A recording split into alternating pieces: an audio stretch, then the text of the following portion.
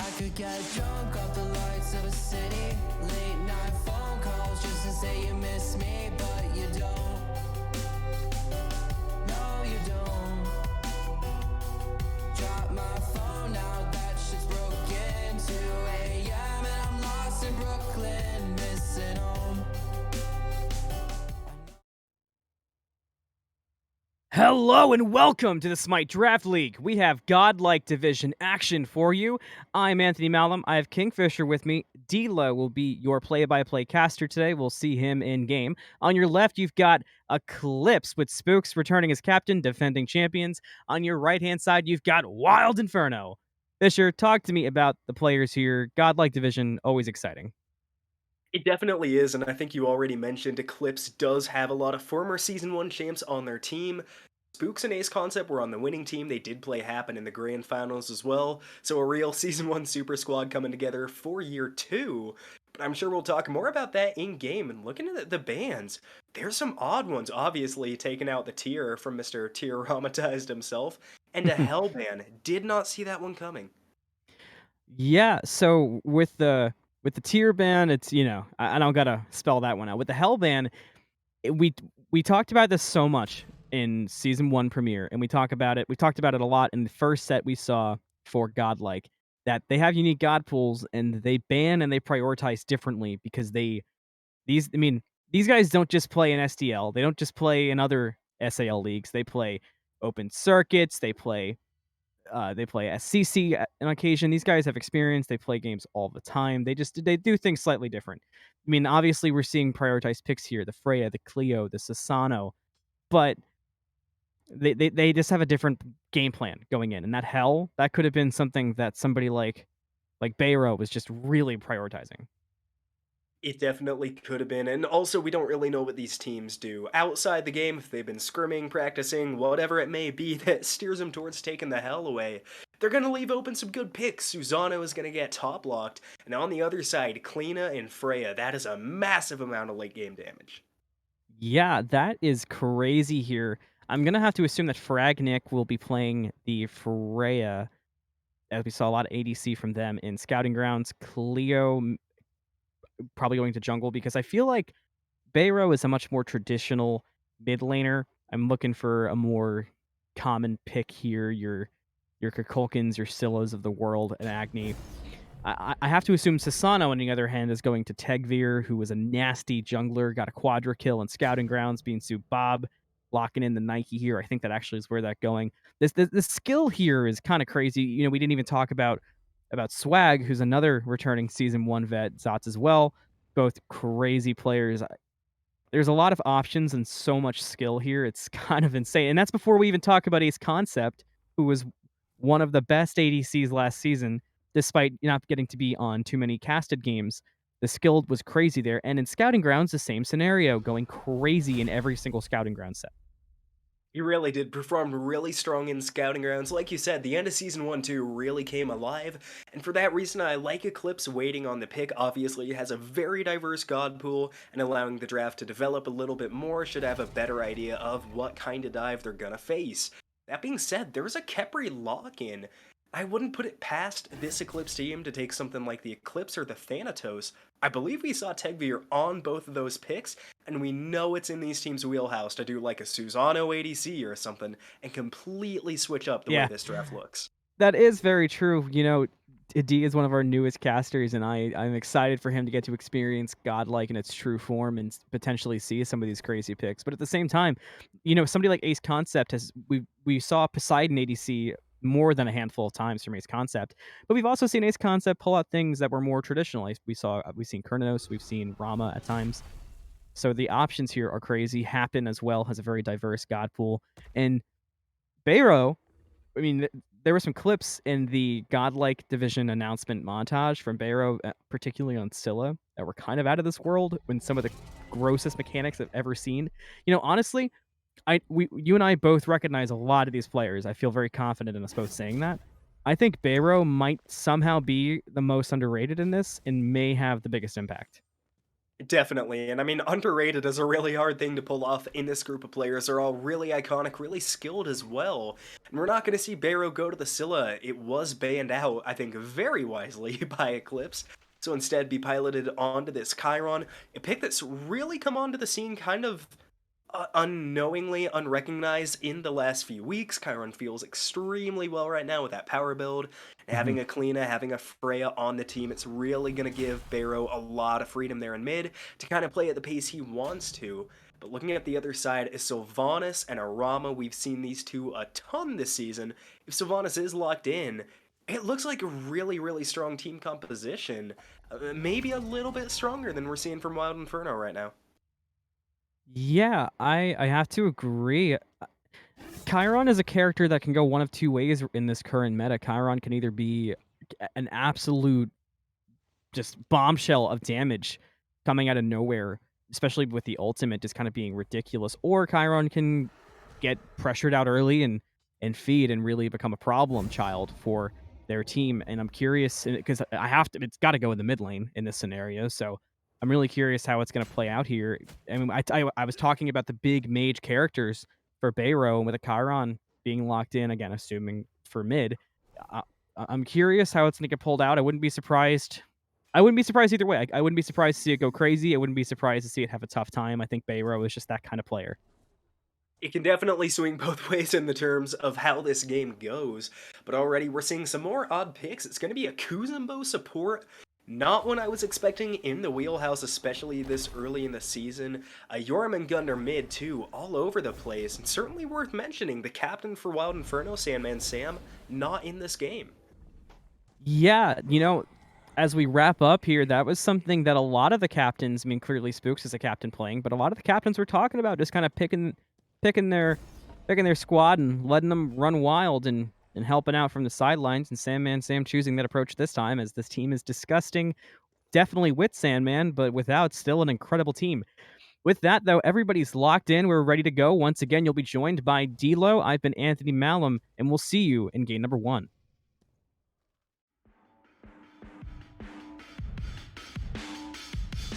I could get drunk off the lights of a city. Late night phone calls just to say you miss me, but you don't.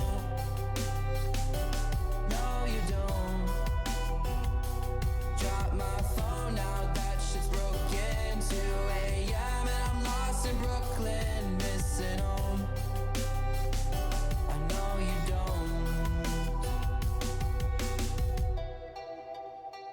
When we were on, I'd always thought we would make it, but now you're gone. Baby, you're a ghost. I'm caught up in a landslide, mental on the low end. When I used to feel alive, now there's a hole in the city, can't feel shit. Where do I go? Cause I know you don't feel this. Can't catch a break for God's sakes. Feel like I'm waking up and I'm caught in the wake. Yeah, I know this is my funeral on parade. I did it to myself cause I always thought you would feel the same, and I know you don't. Drunk off the lights of a city, late night phone calls just to say you miss me, but you don't. No, you don't. Drop my phone now, that shit's broken. 2 a.m. and I'm lost in Brooklyn, missing home. I know you don't. Let's hit the brakes. I'm pulling out the parachute, jumping out the plane. You had it all in front of you, nothing feels the same. It's crazy what love can do, even crazier when it's not coming back to you. You say you need space, so I gave you all the states. Every night a different place. Used to think we're getting closer, now we're drifting away. And all I can say is that I'm feeling wasted. I could get drunk off the lights of a city. Late night phone calls just to say you miss me, but you don't. No, you don't. Drop my phone now, that shit's broken. 2 a.m. and I'm lost in Brooklyn, missing home. I know you don't.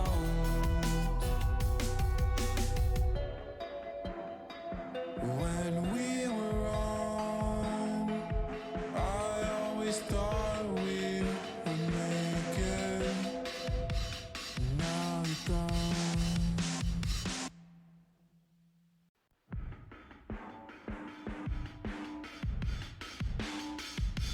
I could get drunk off the lights of a city. Late night phone calls just to say you miss me, but you don't. No, you don't.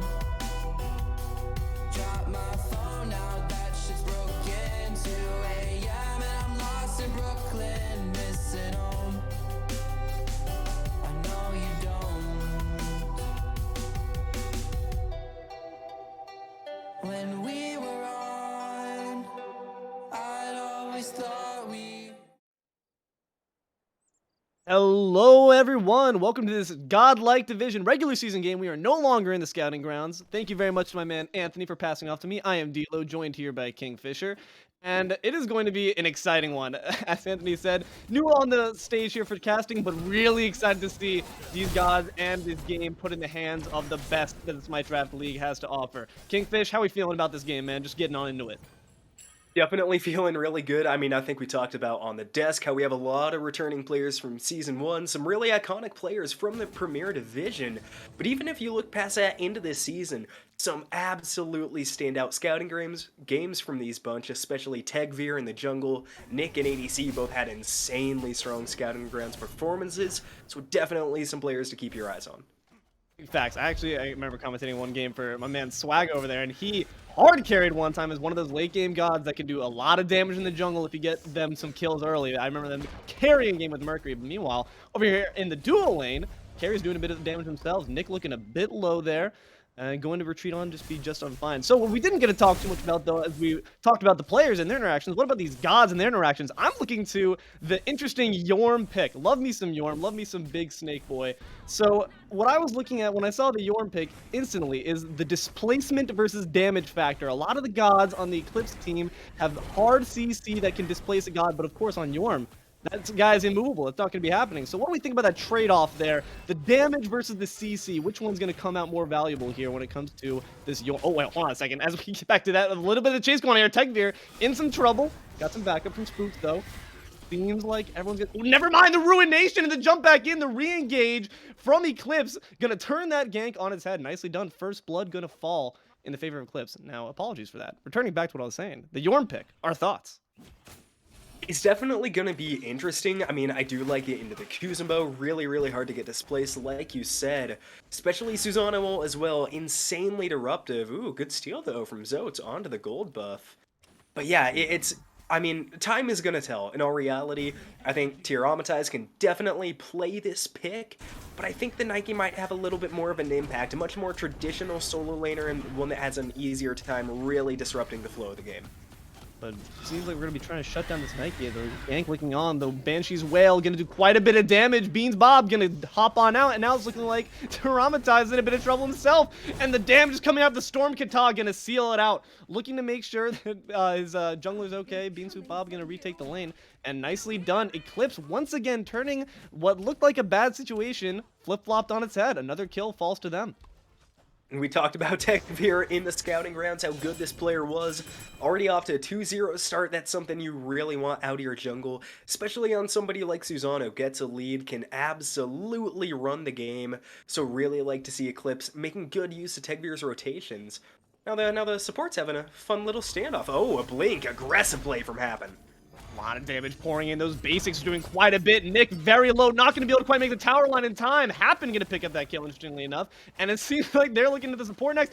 Going to eat some tower. Oh no, and that is going to be a dual line wipe out on the favor of Eclipse. Nicely done, man. All sides of this map are really just all spelling out Eclipse's name right now.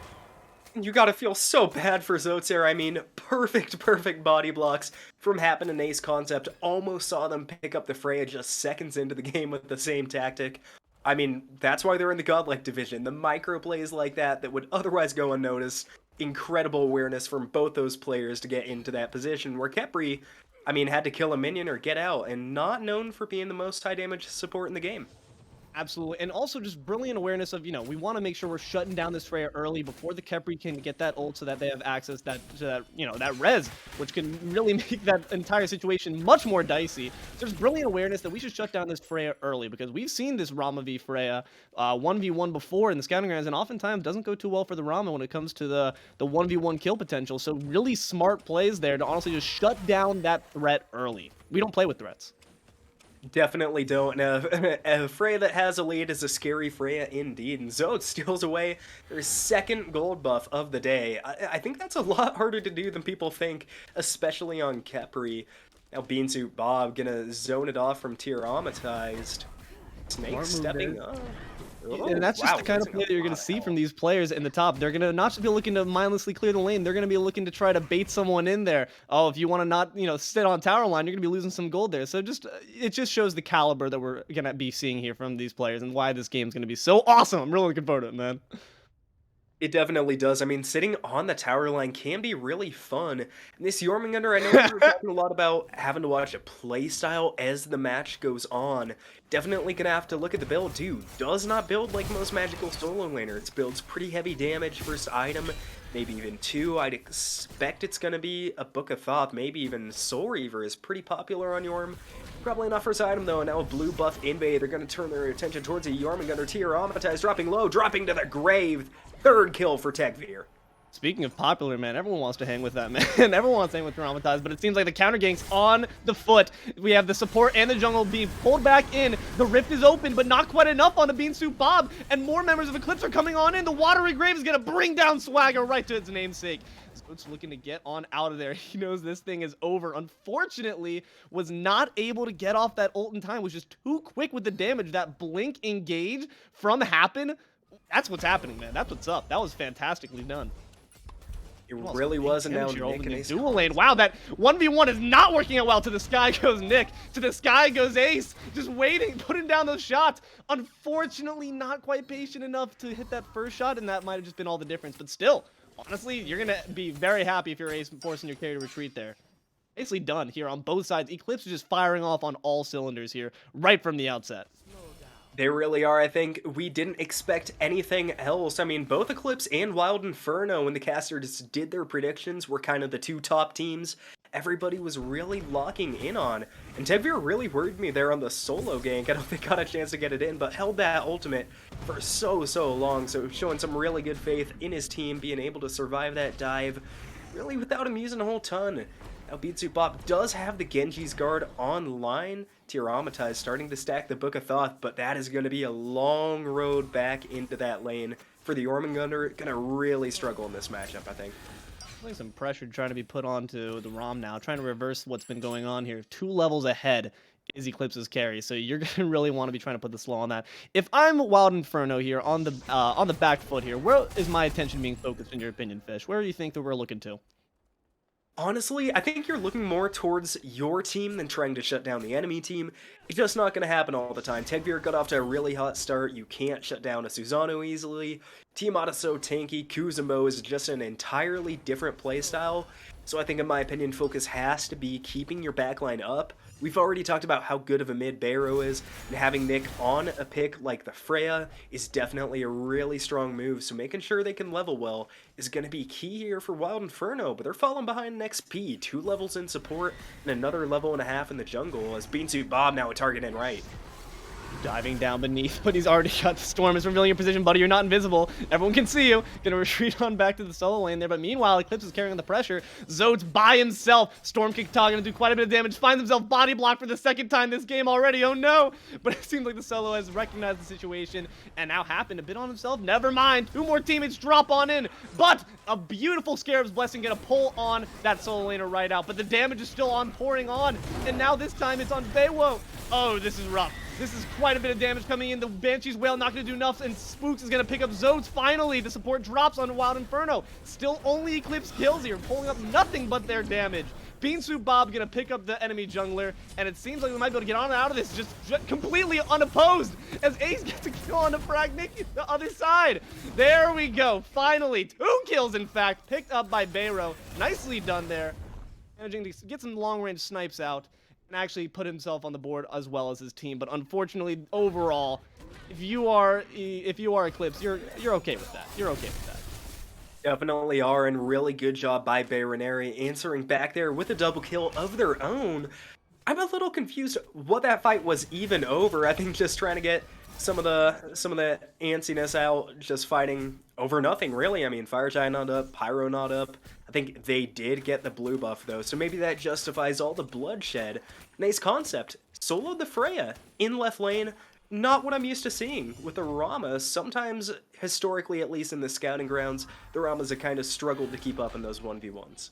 Absolutely, but like we talked about, they've just done a really good job of setting him up for success. Ace has got, Ace might just be the ace up their sleeve right now, as we see Hapn coming over here to bully. It seems like, honestly, the reason that fight happened was to just bully Zoats some more. Zoats unfortunately getting body blocked there, but we do have to say, a very, very clutch Scarab's Blessing. That's what I want to see from Zoats. Unfortunately, during the prior fights, was not quite able to get that off, but meanwhile, talking about the other support here, you're in a bit of trouble there, Hapn. Watch out, Watery Grave going to try to get him out with that CC immunity, but not quite enough. Bayro gonna dash right up. 3 kills, all on Bayro. Seems like this might be the man to look at if you're on Wild Inferno's side.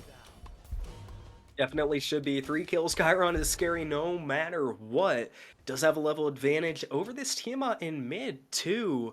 Now we're going to see Eclipse really spread themselves out around the map, and you got to wonder how long it's going to be before they look to objectives. Now Nick winning this 1v1 with the damage on there, going in the air. Tegveer is looking to actually assist his teammate, goes in the air himself, but the damage is not quite on board. The roll out is actually going to spare his life. The Typhoon and the Scarab's Blessing will ensure that Frag is able to stay alive for a little bit longer. Nick going to retreat on out, but wait, never mind the Storkata. Brilliantly done, dashing right on out of that fight, and Zoats not going to have the mana or the will to carry on that fight. Tegveer is doing a great job playing just as evasively as you should as Susano. Get in, get out, snag that kill. I'm on out of here. Brilliant job keeping Nick down where they want them. And an absolute mechanical masterclass from Tegveer. Times all the abilities just right and tracks that Freya under the tower, like not getting too aggressive and just trying to reset that Freya with the revive. Now Bayroneri dropping low, dropping to the grave. Jormungandr coming back in just back, so it's on full health. Has Swagga and Zoats here, but I think wisely gonna let this fight go.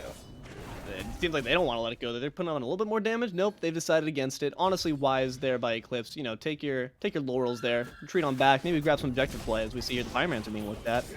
Quite low. No one really quite aware. Zoats the only one on the front line there, and KingFsher don't have that secure really to quite get that. So it will be in fact Eclipse dropping down that pyro. It will. On first objective, we're going to see off the board almost 12 minutes in here. It feels like, especially as casters talk about this runic bomb a ton and the value it brings to your siege. Geo Eclipse are already really far ahead in this one. We've seen they are not worried about diving the tier 1 towers. We've seen it in left and in right. So having that runic bomb, it's going to make those towers fall a lot quicker. I definitely expect to see them try to make a tower push before this Gold Fury play happens, which theoretically should be in the next 5 minutes at the absolute most. Absolutely, and if you're wondering why us casters love talking about the runic bomb, it's because it's fun, man. It's just fun. It's just a big bomb. Like Smite knew, High-Res knew exactly what we wanted out of our game. We want big explosions, man. There's a reason Michael Bay movies are so successful. But meanwhile, is this going to be a successful steal here on the side of Wild Inferno? It in fact will be. And meanwhile, they're going to look to pick up another prize. The Aegis is going to drop. Quite a bit of health still on Ace, but not enough. Fragnick is going to be able to pick up the enemy carry. He says, take that one for the road. And that is going to put him back up in a decent position here. Hapn's still lurking around. Gonna trade some, some blows here. In a little bit of a brouhaha with the enemy support. Really just at this point, just a scuffle to scuffle. I can respect that, a little game of fisticuffs, but this is going to be a good pickup there for Inferno. It really is, and that was a really nice escape attempt by AceConcept, unfortunately unsuccessful. Swagga falls to Tegveer. 6 kills now coming on the left side of the map. It was a little odd Rama was pushed up that far. If we look at the map, there are no deep wards from Eclipse. Just once just before the lane, had no idea they were coming. Now Hapn trying to make something happen, waiting for Tegveer, but losing a lot of HP. I was about to say, you gotta have teammates if you're gonna be pushing that a lot, but Tegveer is here, man, and he is ready to pour on that damage. Scarab's Blessing gonna be used very effectively there by Zoats. Nicely done, just get his carry on out of there, and that fight's gonna be dropped over in the carry lane. But honestly, beautiful execution on both teams there. Tegveer is pouring out so much damage. I truly do not know what the enemy team can do other than just get out of his way. But meanwhile, Fury going to be in their way as they seem to be trying to drop this just as quickly as they did Pyromancer, but we do still have Bayro lurking in the backwaters, trying to make something happen here. The snipe's going to come out. Will it be able to secure? Does not seem like it's going to be quite possible. In fact, quite a bit of damage poured on to him himself. Bayro dropped, but we see Tegveer dropped in turn, and Swagga is picked up over in the back as we see BeanSoupBob going to take credit for that. Overall, a good fight there for Eclipse. You're going to drop 2 for 1, but unfortunately, it is Tegveer who's dropping, who is one of their highest damage dealers for this fight. Ace, meanwhile, a bit out of your teammates' range here, my friend. You might want to back it on up, and it seems like BeanSoupBob's here to support. Leaps in the backline onto Frag. It's not going to quite get anything, though. Zoats putting on some damage, but he's a scarab. He's not really going to be able to do too much. In fact, it seems the damage is going to be pouring on from Ace quite a bit there. The leap back onto Nick. The snipes coming out from Ace. Not going to quite hit. Yes, the third one is good. Nick is going to drop, and at this point, Zoats is just trying to huddle underneath the tower for dear life, and that is going to be another kill placed into the pocket of our carry Ace. Another fantastic fight here for really, really good gank by Eclipse. They take the Gold Fury, they take a few kills after and a few kills during. I think the Jormungandr was the only one that survived that entire fight. It's because he was nowhere near it. Good job by Tyraumatized, able to push up a little bit, should have minions taking that tier 1 tower and right. I guess that is a little bit of a nice response. But Eclipse are getting a dangerous gold lead here, over 4,000 15 minutes in. And looking at the kills, there's a really big difference. They have all the momentum in the world right now. They're playing so trickily. It's tricking even me. Like, I keep thinking, oh, that guy's out of position. Like, you got to get out of there. But instantly, you'll see a blink from Hapn. You'll see Susanna just pop out of nowhere. Tegveer starts dealing out tons of damage. Ace rolls in. They have a lot of mobility where they can just pop into fights. Pop out of the fight is going to be Spooks, as he is taken out quite quickly with gusto. Tegveer leading me quite a bit of trouble here. Tyraumatized is going to drop him too. Nicely done there. Wow, 2 kills picked up in the mid lane unopposed for Inferno. Potentially turning this game on their head. Those are the targets you want to see. Tegveer is going to be gone for quite some time now. Unfortunately for Tegveer, does have to sit out this game a minute. Started 6-1, falling back a little bit to 7-3. Still a strong performance, though, and I think, like you said, just the innate game knowledge from these players to know when their teammates are on the way is insane as Inferno pick it up. Bayro, though, half health in the back. BeanSoupBob diving. I don't know if they have quite enough damage to get the Chiron. Definitely be wise to kind of take a back step here. Not a lot of kill potential, but definitely wouldn't hurt their tankiness to stick around. They are going to disperse and wait to start up the Pyromancer again. Don't believe Inferno was able to really close that one out. No, unfortunately not there. But actually, hold on. I swear to God they did. No, they did. I was going to say, picked up the Runic Bomb there. That was all that remained here. And what a Runic Bomb that should be. We look forward to that being seen in the next team fight, as we always do as casters. But no, as you said, they've been really good at being mobile, and they've been using that to their advantage. But Inferno's been trying to turn it around, and they've been doing a solid job at it, picking up some really big kills. You gotta imagine that any kill on a Tegveer is amazing gold in that person's pocket for that initial shutdown, and now just trying to keep him down as much as possible. In fact, driven away there by the Banshee's Whale. Nicely done there. They're saying, get out of my jungle, man. That ain't for you. Definitely don't want enemies in your jungle. Not a fun feeling. Is now Eclipse. They're looking for aggression again here on left. We've seen them really push out the Freya and the Khepri. Don't really know what they're pushing for right here unless they're gearing up for tier 2 tower. There's still about another minute until Oni spawns. Maybe just want to drive them out to set up some aggressive wards, though. I know what they're pushing for. They're pushing for blood, man. These people have shown that they are not afraid of scrapping just to scrap. They don't need an objective to fight over, man. Let's just fight over nothing. We'll just fight over the kills, which is respectable. We like to see that action here. But a lot of action going on the carry lane. And once again, Ace unfortunately be dropped there. Nicely done there by Swagga. Going to ensure that his carry gets out of there just fine. Nick going to use that ult, but that's a price you are happily going to pay at the expense of dropping your enemy carry. Definitely do like that trade. Now in mid, they do get the minion wave pushed up. I like the presence here, though, from Inferno. They got really good wards both in front and behind. More importantly, they're kind of circling Eclipse right now. They're going to have a tough way in. Inferno spread themselves really, I think, intelligently over the jungle. And they do have aggressive positioning. They don't have a Rama, though, so their objective burn going to be much slower than Eclipse, but the engage starts with an ult from Kuzumbo. A lot of damage being poured right there onto BeanSoupBob, and quite a bit of damage. The Yorm is going to be coming on in. Just unfortunately a bit too long there spent by himself in the 1v4. BeanSoupBob is going to fall to Bayro, and that is going to leave him with quite a lacking of frontline there. Now Tiamat being looked at. Spooks is low. Egg is going to be dropped, but leaping on out. Tegveer going to try to hold it down for his team. The Scare's Blessing has been expended, but unfortunately, no kills dropped yet on the Wild Inferno. If you're an Eclipse fan, this is looking quite dicey. Tegveer coming back on in, though, with the kill. AceConcept dropped once again, unfortunately, there. And it looks like the lurking is happening there as the Yorm is going to look for the kill and finds it on Tegveer. Excellent job there by Tyraumatized coming out of nowhere there. Hapn picked up, and this is looking like a nice, almost clean sweep, as Spooks is the only one left alive there, lurking around, trying to see what they can do with this gold here. Zoats really just parading it in circles, playing a little bit of ring around the rosy. That's always fun. But BeanSoupBob is back in action here, looking to try to turn this around for the team. And it seems that with the low health pools of all the members of Wild Inferno, this could be troublesome. If anyone is able to get out of this alive, that'll be a miracle if they don't have to drop any kills for it. But it seems that Tyraumatized doing his job, zoning well. Excellent peel there. Fantastically done. Textbook plays there. Wild Inferno are doing a great job of fight by fight, kill by kill, stacking up those kills and objectives, hopefully, in the future to get back in this game. They really are, and I think I talked about liking to see them spread out, made it really, really hard for Eclipse to kind of crack that shell, and indeed they couldn't. I think BeanSoupBob, maybe slight miscommunication with the team, was the only one diving. I mean, I think you said it, we've seen it earlier with players like AceConcept, especially over here in left, kind of aggressing before the team gets there, but unfortunately maybe just miscalculates the amount of damage that would come his way, and ends up falling before the rest of the team can do anything. Good response from Eclipse to make sure the Oni Fury stays up, but it looks like it might be a repeat of last time. Wild Inferno, again, have really good positioning around this objective.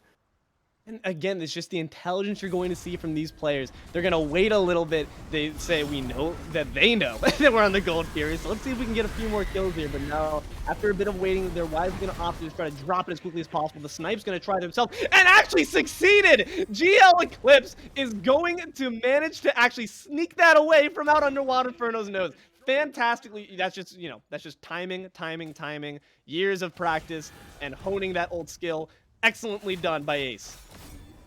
Really good steal from the Rama as a team tries to follow up that little momentum swing and get something going. Rama's looking at a 1v2 over and left, but it doesn't look like Tyraumatized really trying to do anything. And I think we saw last fight, the damage that this Jormungandr is putting out is really, really good.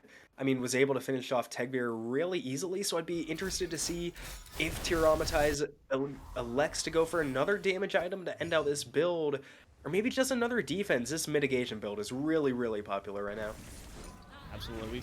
We've seen the, oh my god, I've seen the horrors of what a good mitigation build can do. It can be straight up terrifying. But yeah, honestly, pouring on the damage already.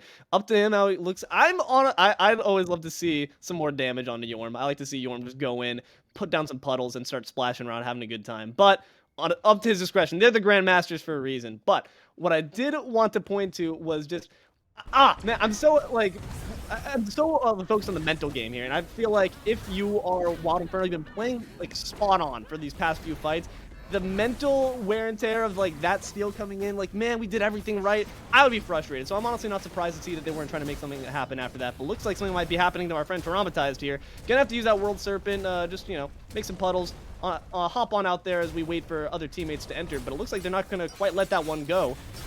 And Ace is going to try to dive on in alongside his team, try to put the hurt onto this tier 1, drop it with the quickness there. Nicely done there by the team. Oh, wait, never mind, we're ignoring it. We're diving past the tower. We're focusing on his Zoats. Zoats is going to fall with his ult unexpended. Unfortunate, the ults are going to come down from Ace, but not going to do quite enough to get anyone down, except Tegveer is here, and Tegveer is going to be ensuring that those kills are cleaned up. Tyraumatized and Bayro both dropped. 3 down on the side of Wild Inferno. Beautifully done. The tower's cleared out from the solo lane, and that is going to be perfect. And meanwhile, though, we do see in the carry, Nick is going to be dropping some towers of his own. Nicely done there, split pushing, ensuring that the team gets something out of this.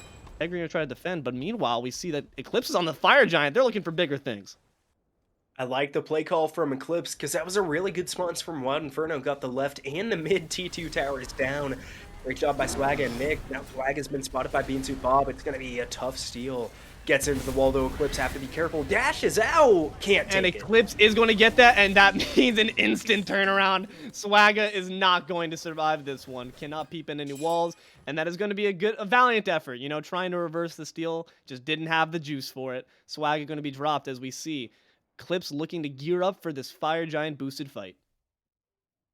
Yeah, unfortunately for Swagga, did not have the ultimate charge available. Don't know if it was worth trading out a life to go for the steal, but at the end of the day, shouldn't hurt them too much. You're only down by about 2,500 gold. Gold's not the issue. XP isn't the issue right now more than anything. Just kind of the momentum is. It's really favoring Eclipse in a lot of these fights. We've only seen one really, I think, solid fight from Wild Inferno, and it was at the Oni Fury a few minutes ago. They've looked not necessarily disjointed, but definitely did not have the same confidence they did in this left jungle. Absolutely. And as we get into this big team fight phase here, it was all members of Eclipse sporting their fire giant proudly. How are we feeling about the 5v5 in general? What is this team fight going to look like when it comes to each god, ability for ability, pound for pound? What are they punching with? It's going to look a lot stronger for Agile. Eclipse, I think, the defense, especially on Wild Inferno, it's not necessarily bad, but they don't have any strict defense tools. Bayro falls really low, able to kind of trade with Tegveer. Scare's Blessing gonna ensure his escape. Oh, Rama Snipe just off the mark, and now Hapn may be in trouble. Watery Grave gonna ensure that he's unfortunately still sent to his by the Valkyrie. Nick going to pick that one up as the World Serpent is just doing loop-de-loops around everyone, trying to cause chaos as much as possible. Doing some damage there, making sure that hell is being dropped onto Ace, pulled back in, whooped back up, and that actually might have just saved him there. Unfortunate there, a bit of a miscommunication there call. Ruination doing massive damage to all of Wild Inferno. They're in retreat. BeanSoupBob gonna try to wait for a teammate. Bayro is going to be able to pick that up, but dropped in turn by Tegveer. Just not able to get enough peel out there for their teammate is Tegveer. But the big damage coming out for Spook's gonna drop Nick down, and quite low health teammates here for Wild Inferno. I'd be scared if I were them. Tyraumatized making an interesting dip into the jungle, maybe try to divert some attention. Seems to have worked, actually, in fact, as the rest of the Wild Inferno is going to be able to escape with their lives. That is going to be 3 still alive on their side, the 2 versus the 1 drop in favor of Eclipse. A nice team fight in there on their docket there with this fire giant, but more damage being poured on. Tyraumatized made a big mistake there. Tegveer's still lurking. Swagga's going to pick it up, and Tegveer's the only one left standing out of that. 4 members down on Wild Inferno, 2 dropped on the side of Eclipse. You know what? I understand. I respect trying to go back in on the low health teammates, but they got FG, man. They got the momentum. You gotta take a bow on out of there. Big damage poured onto Zoats, though. And meanwhile, it seems like they're looking to just expend all their resources. Zoats pushed back into the wall. This Scare's Blessing's not going to be enough to save you, buddy. And that is going to be, you know, technically a D side. We have Bayro back up, but that was a D side if we look at it. A really convincingly won fight there by Eclipse. And you have to wonder why they just kept throwing their resources at them. Inferno was just one by one. Is like, you know, one of those karate movies where they try to challenge you one by one. You know, it's Jackie Chan and the Karate Kid. You can't challenge him one by one. That man, he's Mr. Miyagi. He knows everything he's doing there. Unfortunate there by Wild Inferno. Mr. Miyagi would be such a cool god in Smite. Hi-Res, we need to make that happen. Karate Kid Pantheon would be pretty cool. But looking past that fight, it didn't go great for Wild Inferno, but I do really like the gameplay in there. They got Fire Giant off of a ton of members, almost had it off Tegveer as well. Bayro did a really good job on the dive, just unfortunately not quite able to close it out. And now, Fire Giant's coming back up soon again, Wild Inferno. They've done a good job really mitigating the damage. I mean, Eclipse got a tier 2 tower out of that Fire Giant play. That is not bad at all. Especially for 25 minutes in, it can really be a death sentence a lot of the time. No, it's a fair point. You know, I honestly, yes, the tier 2 definitely useful, but I actually didn't even realize the extent to what they were able to do structure damage wise. They weren't able to get that Phoenix down, and yes, the plays, while honestly resulting in the expenditure of a lot of their lives, Wild Inferno was able to stall for quite a bit of time. So you know what, it's a fair point that there's some good play being put onto both sides here. Wild Inferno had some strategy behind those plays there. And meanwhile, Hapn gonna try to turn someone back around, get that drift going. Tegveer gonna drop the enemy jungler. Swagga is out of this fight. Zoats caught on their own a little bit there, and Nick is gonna try to get out with what little he can. Seems that Zoats, the carry, the dual lane of Wild Inferno, going to be retreating down this solo side. Hapn following in, trying to get something going here. A lot of damage there going in from the mid laner. Tegveer in the back, as always, doing what he does best, dropping damage and dropping souls. Arrow is going to drop after this ult. Oh, wait, never mind. He actually lived. He secured the kill and going to... Oh, unfortunately, though, Spooks makes sure that he's got his number. And another one dropped on the side. Tyraumatized. The only one left is the World Serpent. Going to try to defend down this base. But we know that Phoenix is falling at the very least. It's looking quite a bit rough. Titan room being entered. Does Tyraumatized have the ability to stave off this offensive? Everyone looking quite healthy here. It's not looking good. A lot of damage being poured on, but it seems they're actually more focused on getting down Tyraumatized, trying to ensure this deicide goes down. The Watery Grave, as well as the Rom, going to pour in quite a bit of damage. Swagga, though, making sure that quite a bit of damage poured onto the offensive team. Hapn drop, but Swagga looking to be in trouble, too. It overextended quite a bit. AceConcept picking that one up. Zoats is back in. Everyone's rotating into Squad Strike and Smash Brothers. We're not playing Smite anymore. And enough damage is being poured on to secure the dub for Eclipse GL. Wow, that was extensive. That was extensive. Oh, and a GL Eclipse victory there, going to ensure that we will see you all in a bit at the desk for the post game.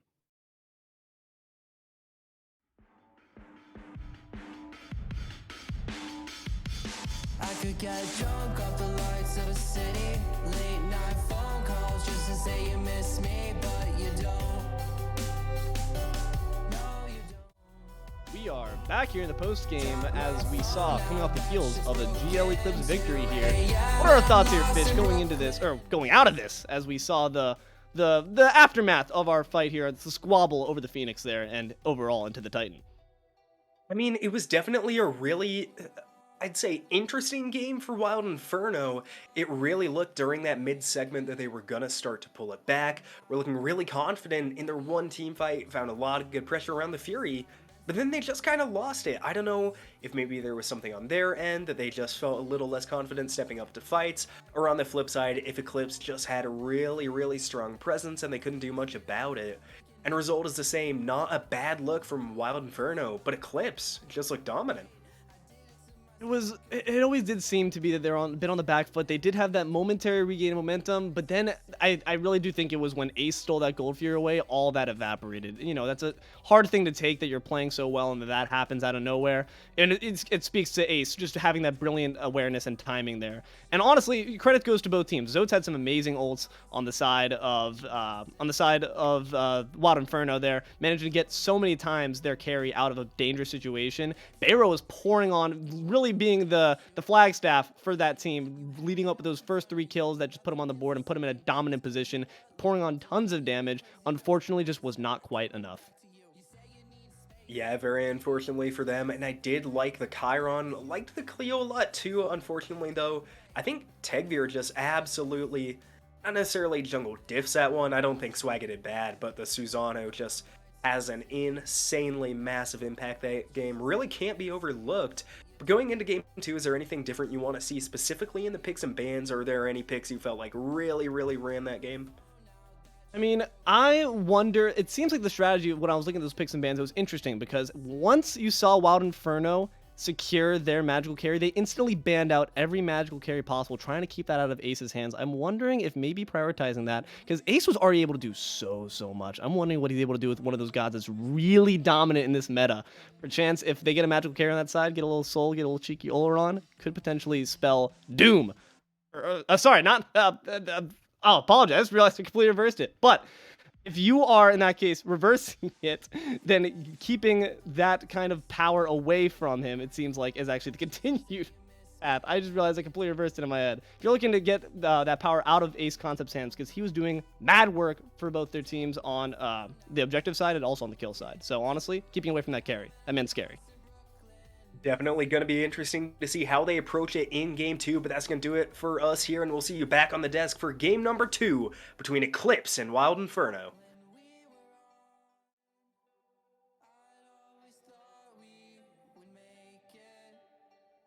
But now you're gone, baby, you're a ghost. I'm caught up in a landslide, mental on the low end. When I used to feel alive, now there's a hole in the city, can't feel shit. Where do I go? Cause I know you don't feel this. Can't catch a break for God's sakes. Feel like I'm waking up and I'm caught in the wake. Yeah, I know this is my funeral, I'm parading.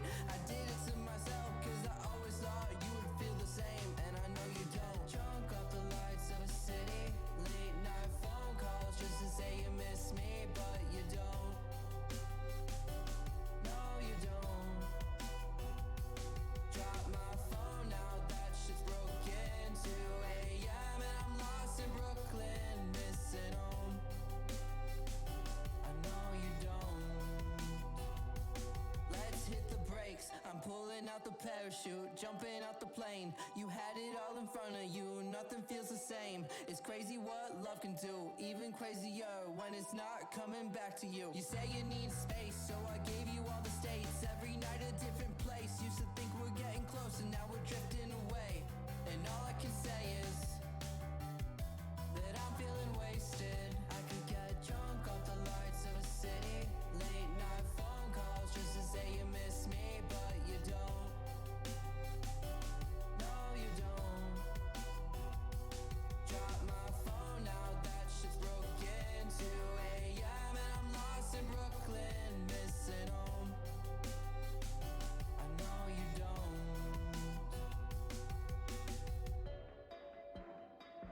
When we were wrong, I always thought we would make it. Hello, everyone. Welcome back. Hope you didn't go for too long here. We are back. My name's Deelo, joined here by KingFsher for this godlike game of the regular season for the Smite Draft League. Now, in my time of reflecting on my horrible, horrible mistake there in switch up, I did think of one thing that I'm looking for, and that's honestly the solo lane. I'm looking to Tyraumatized because Tyraumatized able to do quite a bit on top of the Yorm, but with a more traditional warrior in hand, I'm wondering what Tyraumatized can do in order for those team fights to really be swung in the way of Wild Inferno. But Fish, my friend, what are you looking for in terms of differences here for Wild Inferno to bring this one back, looking into their offset game for game 2? I mean, I definitely agree with you about getting Tyraumatized onto a different pick. Thought he looked really, really strong on the Jormungandr, had a pretty good stat line too, but just honestly, it kind of felt like it was a solo apart from the rest of the team. Wasn't really an integral part in a lot of those fights, so definitely seeing him on a more traditional solo lane.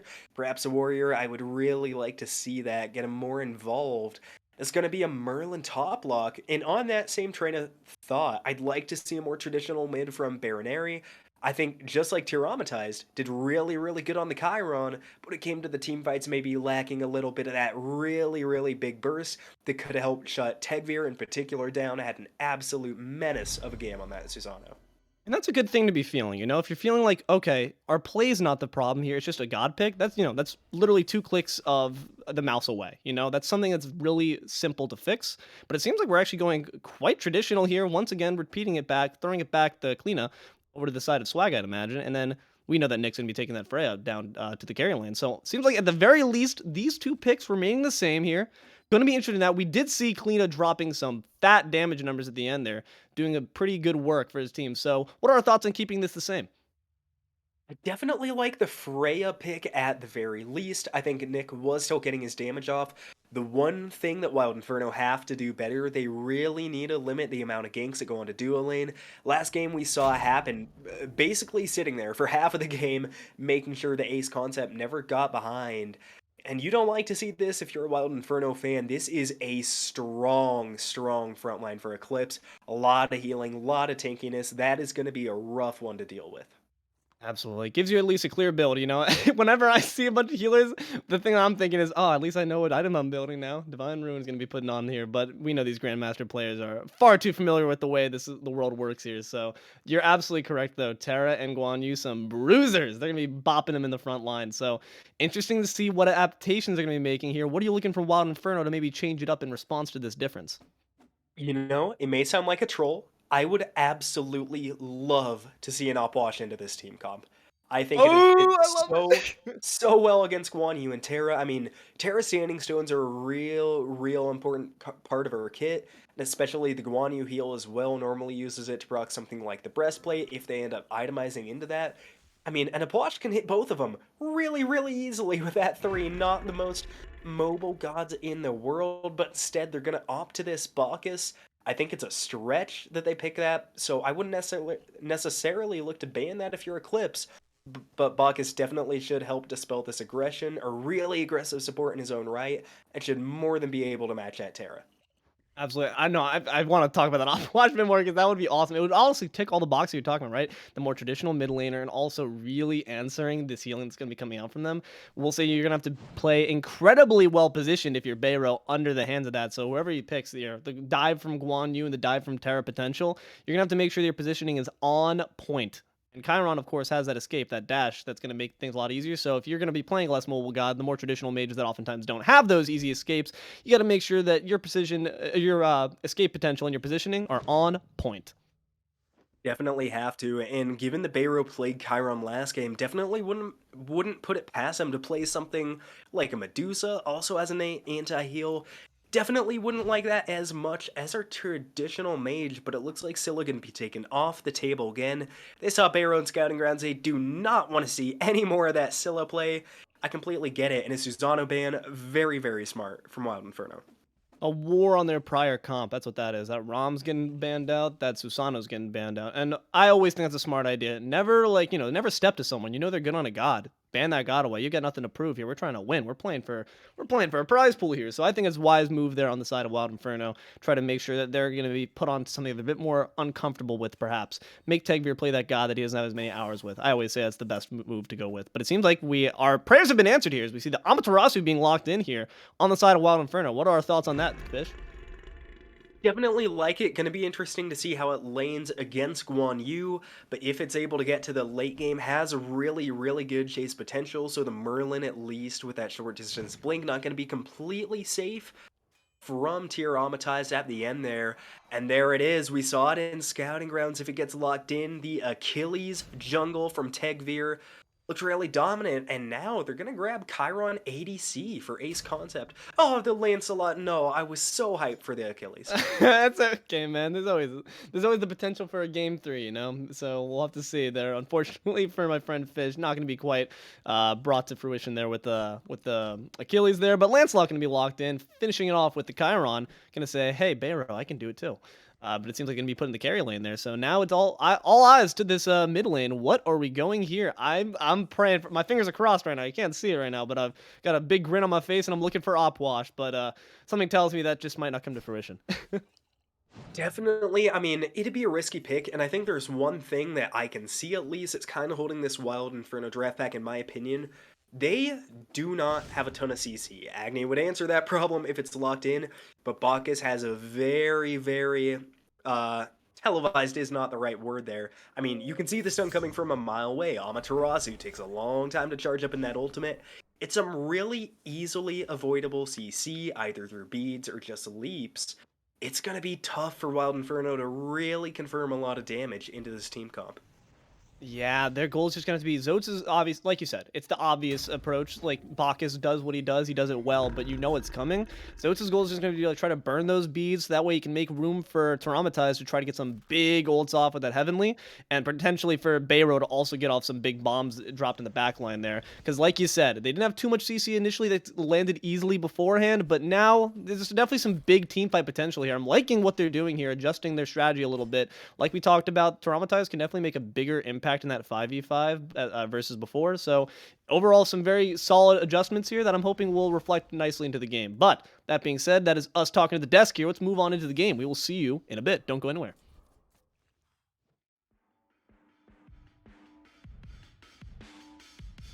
I could get drunk off the lights of a city. Late night phone calls just to say you miss me, but you don't. No, you don't. Drop my phone now, that shit's broken. 2 a.m. and I'm lost in Brooklyn, missing home. I know you don't. When we were on, I'd always thought we would make it, but now you're gone. Baby, you're a ghost. I'm caught up in a landslide, mental on the low end. When I used to feel alive, now there's a hole in the city, can't feel shit. Where do I go? Cause I know you don't feel this. Can't catch a break for God's sakes. Feel like I'm waking up and I'm caught in the wake. Yeah, I know this is my funeral on parade. I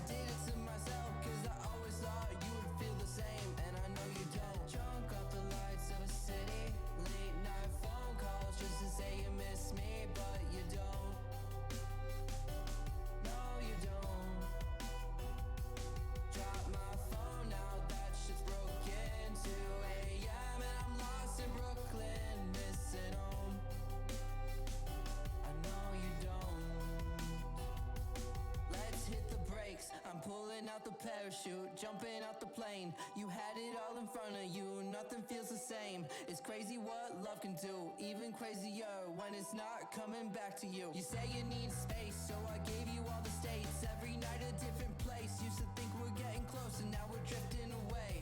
And all I can say is that I'm feeling wasted. I could get drunk off the lights of a city. Late night phone calls just to say you miss me, but you don't. No, you don't. Welcome back, everyone. Hope you didn't miss us too much. My name's Deelo, joined here by KingFsher, and here we are in Game 2 here. Eclipse versus Wild Inferno. Eclipse on the forward foot here, having won their first game, and Wild Inferno, it's their game to lose here. Well, actually, I suppose Eclipse is their game to lose. If they lose, Wild Inferno, they're out. I'm trying to say in this set. But, meanwhile, here we have the Eclipse, everyone gathering up their buffs. Just looking at this comp versus comp, we talked about the adjustments Wild Inferno is making for their team comp in general, for their team fight, but noting what we're facing up against. How are our thoughts here and how these two comps are going to interact? I mean, I think we did talk about it off camera a little bit. This is a much better team comp from Wild Inferno. I think they remedied some of the big problems that we could see in their draft from last game pretty perfectly, with a much more traditional mid laner, a solo laner that's going to allow them a lot more freedom late game. That being said, this Eclipse roster is really, really good, and especially looking at these gods, it is going to be an uphill battle for most of this game. But they have an Amaterasu, they have a Bacchus. Gods that kind of, as soon as they hit level 5, get a few items online, can really start to snowball. If I'm on Wild Inferno, I'm really counting on some of that early game pressure to kind of help you transition towards that late game. And that pressure is exactly what I'm thinking about here. We saw Tegveer bringing it in the prior game. So if I'm either of these junglers, Swagga, I know, was definitely helping out with those ganks, but unfortunately just not as many were able to quite land. And speaking of, when Billy's landing on here, these two junglers are battling over in the jungle, but both going to escape with their lives, it seems. But if I'm either of these people, whose lane am I camping? Whose lane am I going to be putting the most pressure on to start this off? I think definitely the duo lane has to be the one for both teams. Both mids have their own various escapes. Either these ADCs are the most mobile in the world.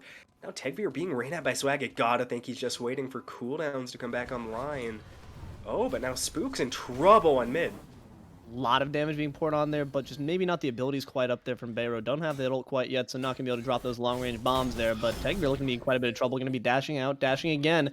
And seems that Swagga going to recognize maybe with the horse not quite within my range of being able to grasp that. So unfortunately, some scrapping going on there. Nick going to be dropped quite low. Some jukes. I thought he was out, but it seems that not quite. Ace going to try to repeat the same story of last time and really ensure that this game starts off with Freya on the back foot. Nicely done there. Picked up for the first blood on the side of Eclipse.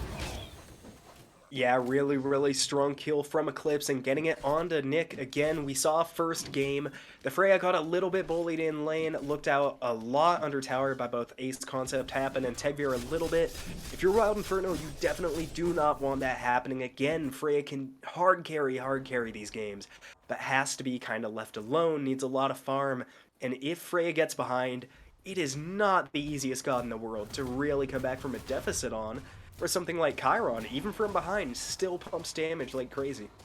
And it also just provides a good amount of utility as well. You know, you have that passive, you know, that healing, you know, it's not negligible, especially early game. That can definitely do some work to help you out and keep you sustained, especially with a Terra on your side, man. They're staying healthy over there. Look at those boys. Both of those members of Eclipse at full health right now. But yeah, the utility provided as well by Chiron is important to mention. That CC immunity that you can provide your teammates, the cleanse, not obviously the typical use for the training exercise ability, which is the typical clear for Chiron, but it's definitely noteworthy when it comes to what Chiron can provide on the back foot if you see them being put on the back foot. But it doesn't seem like Ace is intent on letting that happen. Going to be trying to continue their dominant run as the carry of these games. Definitely gonna be the plan. And now AceConcept and Hapn tick over to level 5. So gonna have a little bit of pressure. Freya's still without the beads, so if I'm Eclipse, I am calling for Tegveer to hustle over to the duo lane. Trying to put some kill pressure on. But over here in the solo lane, BeanSoupBob again getting off to an early lane lead. We saw it last time on the Nike, up against the Jormungandr. Gonna be doing the same thing, but not for long. I think once Amaterasu gets what I would assume to be the Golden Blade finish, she's gonna have a lot of lane pressure that it's gonna be really hard for a Guan Yu to keep up with. Absolutely, and that's just gonna be the name of the game here. You know, just hang on, grip it up until you can make it to that team fight phase where Amaterasu just shines so brightly. Speaking of, you have to use that shining dash, getting on out of there. Quite a bit of pressure being put on here for my man BeanSoupBob. He's looking to actually finish it off, finish the job. The ults are gonna clash, but not be quite enough. The tower though doing quite a bit of damage, but that conviction is going to get him. It's just enough healing to be able to get out of there. Good job dismounting early from that, making sure that he's healthy enough to survive that. A brilliant attack there on the side of the solo. Clip's gonna pick up the second kill, but meanwhile, a lot of damage being poured on it. Brilliant there. Going to actually put it up there. Nick is going to be able to secure that kill using their ult. The Valkyrie is going to get the carry back for one. Great ultimate from Nick right at the edge of the range there. Unfortunately for AceConcept, 15 seconds later, beads are up, Chiron lives there, but just the timing not working out. And Amaterasu did not have tower teleport, did not have enough gold to get the golden blade, so I think going to be behind for a few more waves, at least for another minute, until they can afford to back without losing any XP. And we've yet to really see Tegveer a whole bunch this game. I mean, by this point in the first game, I think he was already 4-0. Definitely like to see some more of that same pressure on Lancelot. Playing it a bit more hands-off, perhaps. You know, Lancelot, obviously, with the mobility, you would hope that going to use that to their advantage. So looking, in fact, maybe to make me eat my words real quick. Lurking in the back line here, diving the tower for the solo lane, Tyraumatizing quite a bit of trouble, and Tegveer is going to take my words and shove them back down my throat. Thank you, Tegveer. Going to put down an easy kill there. Nicely done there for the team of Eclipse. Going to look for some more, in fact. He's really trying to make me seem wrong. Swagga in quite a bit of trouble. The Banshee screaming into silence. Tegveer might go down and trade. In fact, he will. Zoats going to get that kill, but not unfortunately the one you really want to see, though, if you're Wild Inferno, picking up that damage and those kills. Definitely not. Really strong job by Zoto, making sure that the Lancelot does fall in return. Now there's a 2-level lead, or I guess closer to level and a half lead for Bayroneri here in the mid lane. Spooks on the Merlin having a little bit of a tough time, and I think we talked about this a lot in earlier games this week. We've seen kind of a balance between Book of Thoth and the Tablet Destinies, but both these mages elect to go Book of Thoth first item. Do you think we're also going to see Tablet from both, or a different kind of build? I mean, we always see Merlin taking advantage of Tablet. I mean, you can really stack pretty well, too, so I would not be surprised to see them both come on out of this. Both are very efficient with their clear, and both can do it at quite the decent range, too, so I would not be surprised at all to see it come out on both ends. I think that would honestly be the wisest choice there to tack on that damage. Both are able to really just spam their abilities from range and pour on tons of AoE, so I think that honestly would not be surprised to me. Definitely wouldn't be, but we are going to have to wait and see how it all shakes up. And I think, again, like last game, kind of misleading because there wasn't a ton of aggression. Most of the kills just came from small little 1v1 ganks.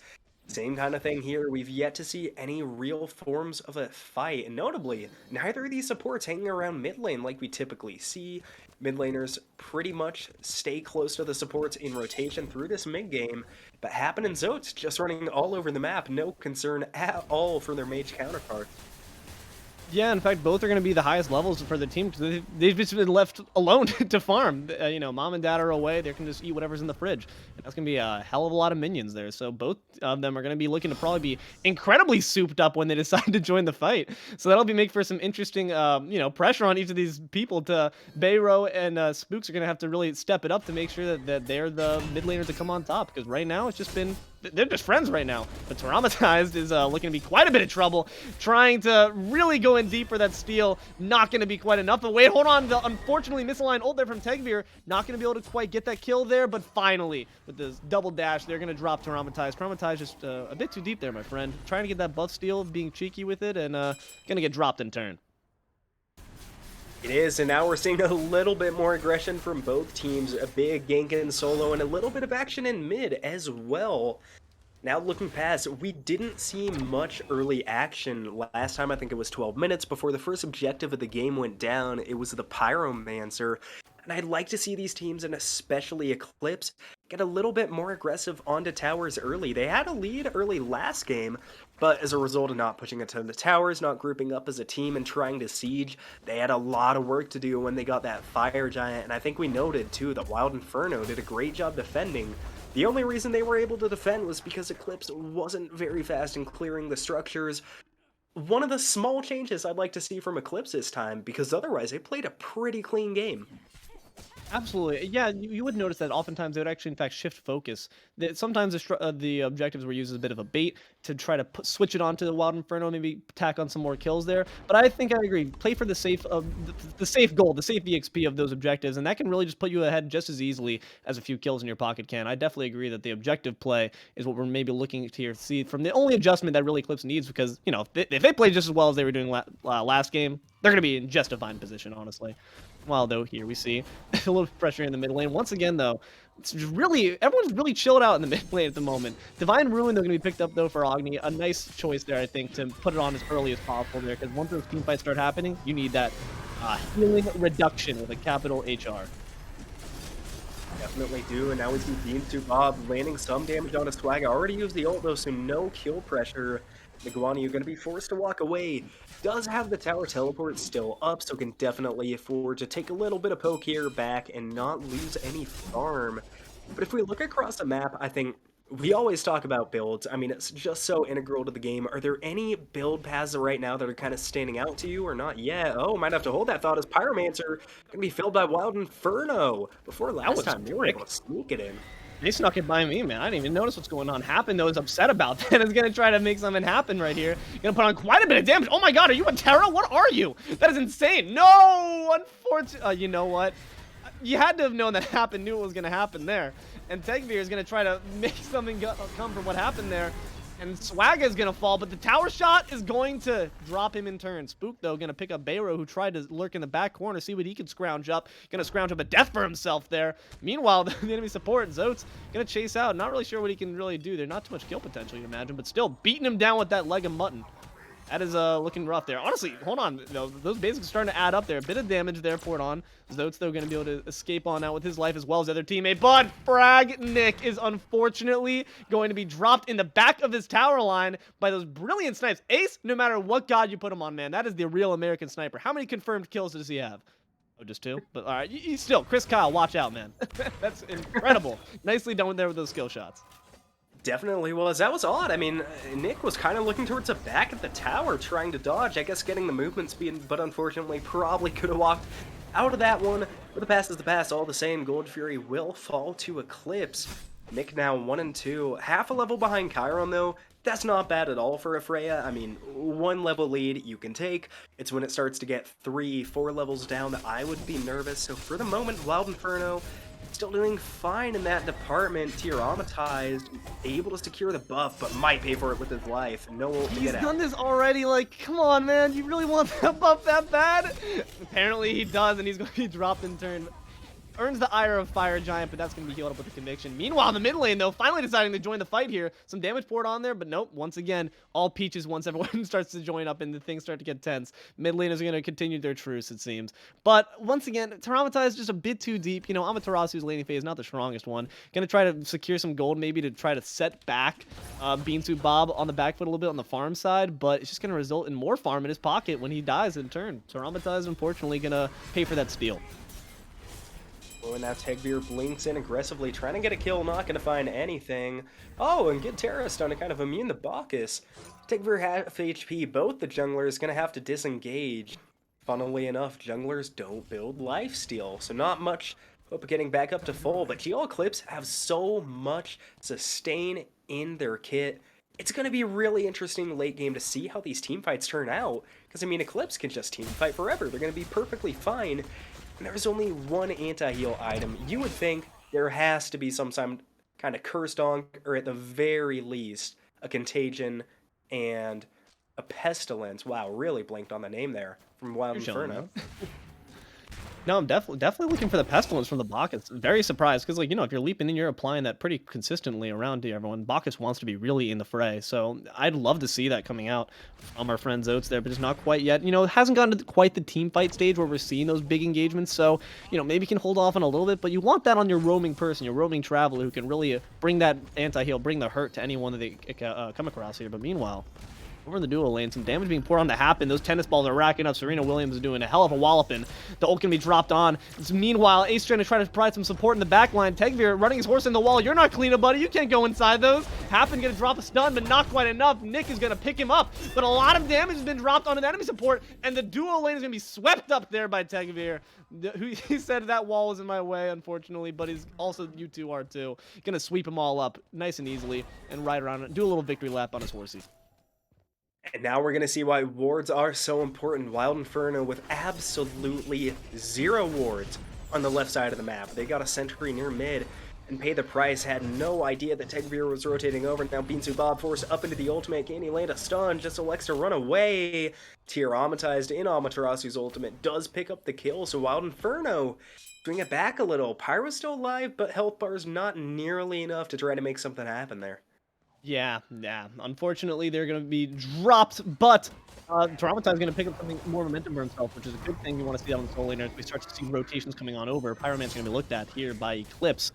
And it seems that Tyraumatized is going to try to land on some bit more hurt, but don't repeat history, man. You might have overextended a little bit with that dash. Quite a bit of damage pouring in. Tegveer has joined the fray, and a lot being dropped here. Bombs are coming in from Bayro.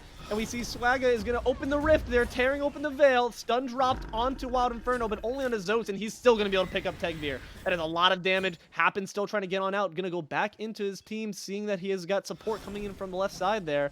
And now it's a full-on 3v3 engagement here, but everyone seems to actually disengaging, realizing that maybe we're just going to take that L and hop on back.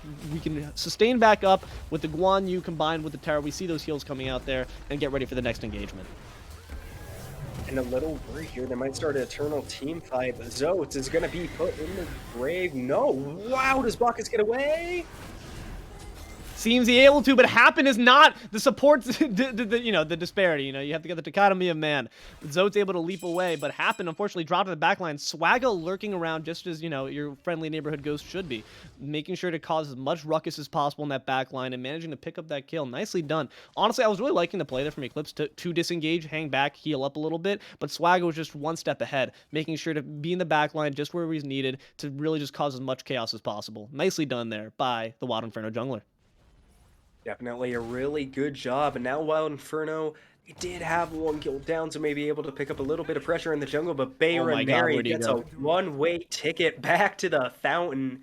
Agony falls, and maybe we're starting to see some pressure onto the Gold Fury. It's a primal, so 17 minutes in, not out of the question, would certainly give any team an advantage at the Fire Giant. So maybe thinking they're going to value this a little more than they normally would, and indeed, Eclipse starts it. Zoats here, though, not too much skill potential, and no. Yeah, it seems that Zoat's going to wisely just make sure to get up, but he might have just honestly bid it a bit too much because now people are paid attention. They are trying to burn down quite literally his health bar. But healthy man right there, Zoats. He's going to be able to try to get out just fine as long as he doesn't stick around for too much for his own good. Pyromancer going to be dropped, though, in return by Wild Inferno. Nicely done. There's some good map awareness from the enemy jungler and solo laner to just try to make sure they can secure what gold they can on their side of the map. And unfortunately, though, it seems that it might not have quite all been for naught because Swagga is going to be dropped there by the enemy jungler there. Eclipse going to pick up a Constellation kill in return for that Pyromancer.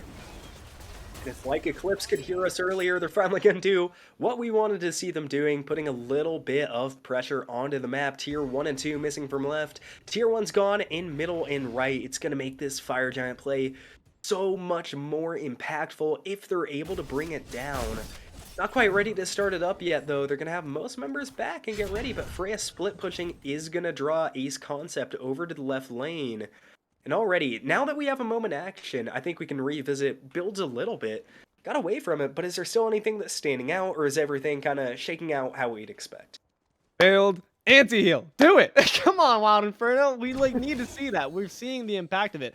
That other fight where they were able to disengage and heal back up didn't end too poorly for Wild Inferno. They were still able to pick up some kills, but that's going to be upped. They're going to be putting skill points into that, and you're going to see that healing increase. You need to make sure that you're getting that off the board and nullifying that factor as much as possible. Definitely. And to be fair, we do see an Onk from Bacchus on the side of Wild Inferno, But that's cool for team fights. If Eclipse get out of a fight, there is absolutely nothing right now from stopping them just sustaining up in 15 seconds and re-engaging. But now Wild Inferno going to be the first ones engaging. Bacchus trying to find stuns on the Hapn, not going to find anything at all. Kleena nearly caught out in the wall there. Good escape though from Swagga. BeanSoupBob has something to say about it though. Might not be quite enough. The beads and the Aegis are going to be expended, but Swagga's going to be able to actually dash out, be just fine. Zoats going to put down the keg in favor of his life, perhaps, but a big heal, actually. No, not quite enough. Ace going to pick that one up. A lot of low health bars on the side of Eclipse. Bayro recognizing that, going to pick up Ace in return. And now Tegveer is going to be dropped in as well. A double picked up for Bayro, and they're looking for more. BeanSoupBob is on the menu. We're eating chili tonight, boys. Looking like the speed not going to be quite enough. Lurking back there, maybe a bit of a misdecision there, a miscalc there by Traumatized, but wait, it seems like he actually got the Heavenly for it. Gonna dash in, silence, but the dash from Guan Yu's probably gonna get him out of safe range there. Spook's lurking around, they're gonna try to put up the damage, but it might be a bit risky there. As soon as his tower is dropped, you are unprotected, my friend. Aegis gonna make sure that he's got something for his life there, but Flicker's going to get him on out. He recognizes that situation's a bit lost. An unfortunate attempt at an offensive there from Eclipse is going to turn in favor for Wild Inferno. Going to pick up a tier 1 for it. It definitely is, and this is something we're always kind of scared of as a match goes on. Eclipse try to make some space for themselves, try to give them an opportunity to push down for this Fire Giant. I don't think they needed to chase that fight. Wild Inferno was already on the back foot, and if you look, historically, this game and last game, the team fights have been favoring Eclipse. There's no reason to really try and force it under a tier 2 tower, but again, BeanSoupBob maybe a little early on the engage, don't know what's happening in comm, so maybe miscommunication or just missed execution. Regardless, so Eclipse still in the driver's seat of this one. No more gold lead, but immense more map pressure than Wild Inferno has. Can I point out how in the hell did Bayro get to level 20 while Spook's at level 17? When did that happen? Those 2 kills, like, what? That's insane. That's quite the disparity. Like you said, the kill disparity is not telling the full story here. We're even on gold, but also we're seeing that even the leveling for Wild Inferno is like pretty solid in their favor for a lot of these matchups. 2 levels ahead on the AMA. We see that yeah, right there. You seen the stats right there. Wild Inferno is going to be picking up quite a bit. So the kills truly do not reflect anything right now. It is absolutely anyone's game here, and that doesn't put GL Eclipse out of it either. They can certainly bring this one back, but that's a lot of damage going to be pouring out of that level 20 Agni. You got to be careful, and Nick got to be careful too. Going to land in the midst of 3 members. You know the end of the story. It's not a happy one for Nick. He's going to be sent back to Fountain there, courtesy of Tegveer. But meanwhile, doing a great job. Whenever they see that there's a lot of attention focused on one lane, they hit the opposite. Wild Inferno going to pick up Pyromancer, but Oni Fury not going to be looked at. Tegveer going to be on patrol, looking for that enemy jungler, gonna make sure that no one's quite able to contest this. So we see that a kill being picked up on the side of GL Eclipse alongside an Oni Fury and a Pyromancer for Wild Inferno. How do we feel about that trade? I mean, personally, I think that definitely favors Eclipse. I mean, we've talked a lot about the Runic Bomb. It's a great item. I love seeing that in Wild Inferno's pocket. That being said, those Oni waves for Eclipse are going to create a lot of pressure, especially with Fire Giant being right around the corner. I believe this is around when we saw it the first game, a little bit before the 25-minute mark, so we know it's in Eclipse's wheelhouse, probably already being mentioned in their comms. But that aside, if they can get past the Oni waves and show up to contest, they have 2,000 free damage sitting in their pockets. And Agni ults on top of that. It's going to be a really, really risky call for Eclipse to go with it without first trying to force some sort of fight or a kill. Normally, I don't like prioritizing kills over objectives, but I think you need one for this to happen. But instead, Wild Inferno are going to be the ones forcing a fight. Pretty solid damage there dropped on to Hapn as well as a Divine Ruin. So going to try to get some heals, but it's going to be reduced significantly. Hapn going to try to look to probably sustain back up before this Firing Giant engagement really begins in full. There you can see the sustain coming on in. Nicely done there, making sure that we don't need to really overextend right now. We don't need to make something happen. We have the ability to make sure that we're all healthy for this. So I'm liking that. And it seems that Wild Inferno's recognizing that unless we want to really commit, we can't do too much right here. But they might have disengaged a little bit too hard as we do see this Fire Giant going to be started up there. Does seem that Wild Inferno's going to be able to return in time there, but we see only Zoats and Bayro. Not quite the entire team. They're going to be able to collapse onto it in time. It's getting quite a bit low. Zoats going to be able to drop the ult there, but Wild Inferno actually able to steal? Wait, what? Oh my god! This fight is turned on its head, but AceConcept still able to pick up Zoats in turn. Revenge, he says. But white low is all of Eclipse, and they're putting on the offensive like they don't have the fire. Like they do have the Fire Giant. They don't.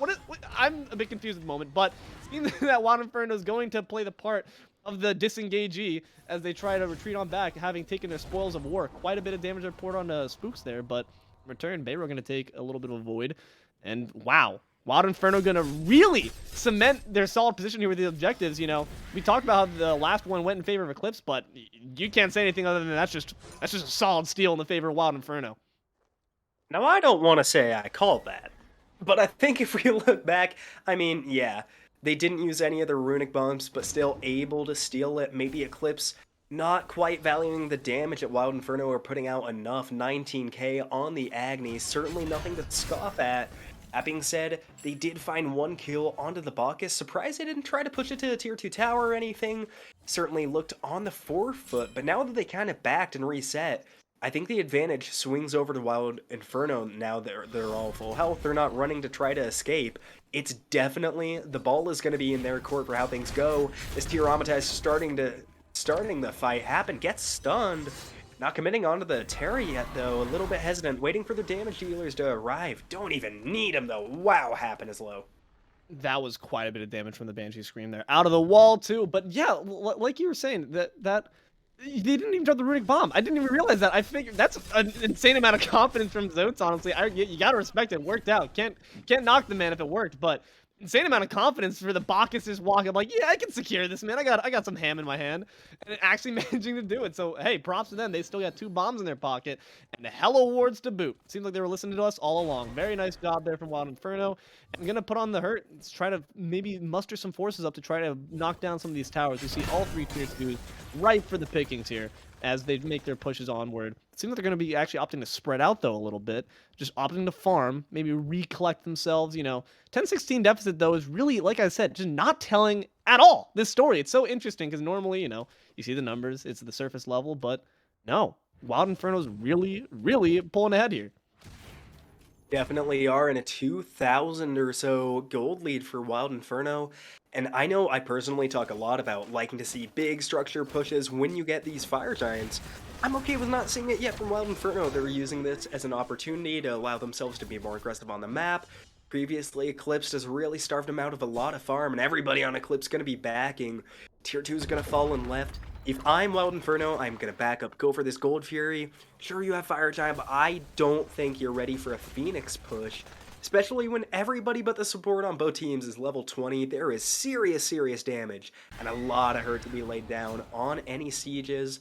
Definitely doing the wise play here, getting the Gold Fury, and I'd like to see them set up for this Fire Giant, going to be up in about a minute and a half at the most, so I'd definitely like to see Wild Inferno take an aggressive position for the first time this game.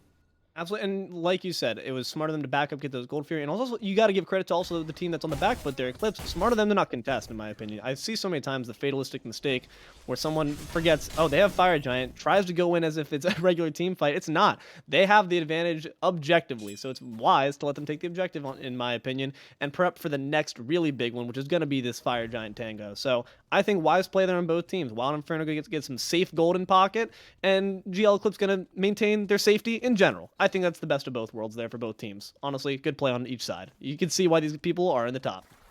Definitely seeing the value brought to their respective captains.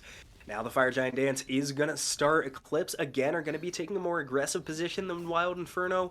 A little bit disappointing if you're a Wild Inferno fan. That being said, they've definitely done some damage to Eclipse's psyche. We've seen them be pretty gung-ho all game, and especially last game, playing very reserved here. They know they don't have a ton of ward vision on this pit, or I guess they do, but they don't really know where Wild Inferno is going to come from. Swagga into the wall, trying to find a little bit of poke, finds nothing though. BeanSoupBob lifted. Be troublesome, but both teams just kind of playing around. Neither of them really want to be the ones to start this fight. Grouping up, and wow, that is unfortunate. A big heavenly expended there. That is, you're feeling good right now if you're Eclipse. I'm shaking my head. I'm saying, yeah, buddy, let's go. Because that means that it's just one less thing they've got to worry about for that big team fight around the Fire Giant pit. So Zoats looking to try to take his turn as the front line here, as now Wild Inferno feeling like they may have to do something here. Bombs dropped off, beads expended, a lot of damage on happening right now. Not going to be able to heal his way out of that one. Terra's Blessing not going to be enough to save. The support is dropped, but a lot of damage dropped on the backline of Wild Inferno. And Bayro's going to pick up a kill. Ace is going to pick up a kill. Tyraumatized is out of this one. Lifted up in the air is BeanSoupBob. Both solos are out of this fight as Spooks is able to pick up Nick. Man, this has been a bloodbath instantly. We still have 2 alive on each side, though 3 in fact, if you count Swagga. Apologies, I forgot he's lurking the back line there. Bayro gonna make sure he ensures that rampage and that triple and that deicide in favor of Wild Inferno. Man, that was a crazy one. First, it seemed like it was going to play so slow, but they instantly turned up the heat, quite literally. Bayro is really leading the charge here with that damage.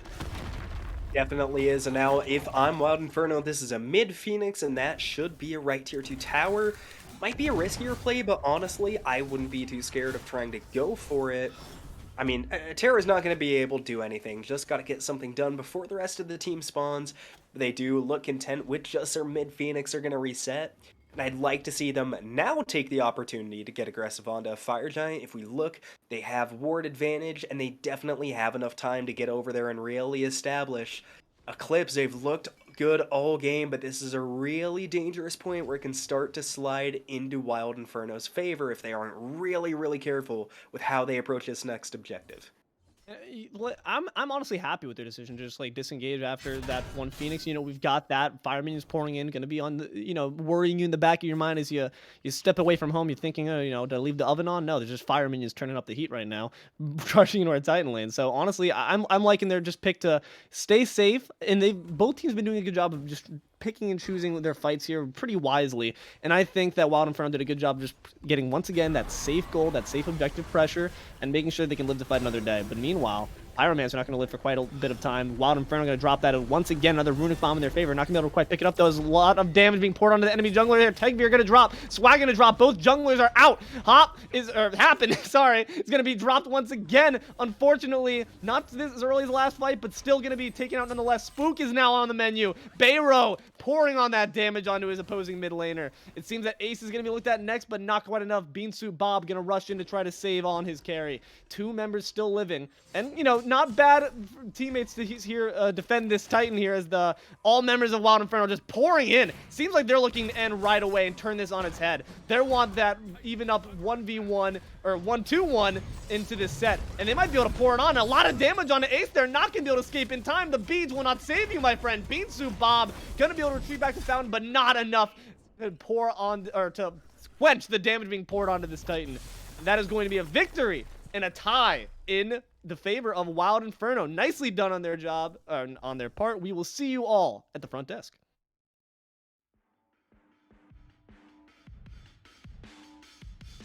I could get drunk off the lights of a city. Late night phone calls just to say you miss me, but you don't.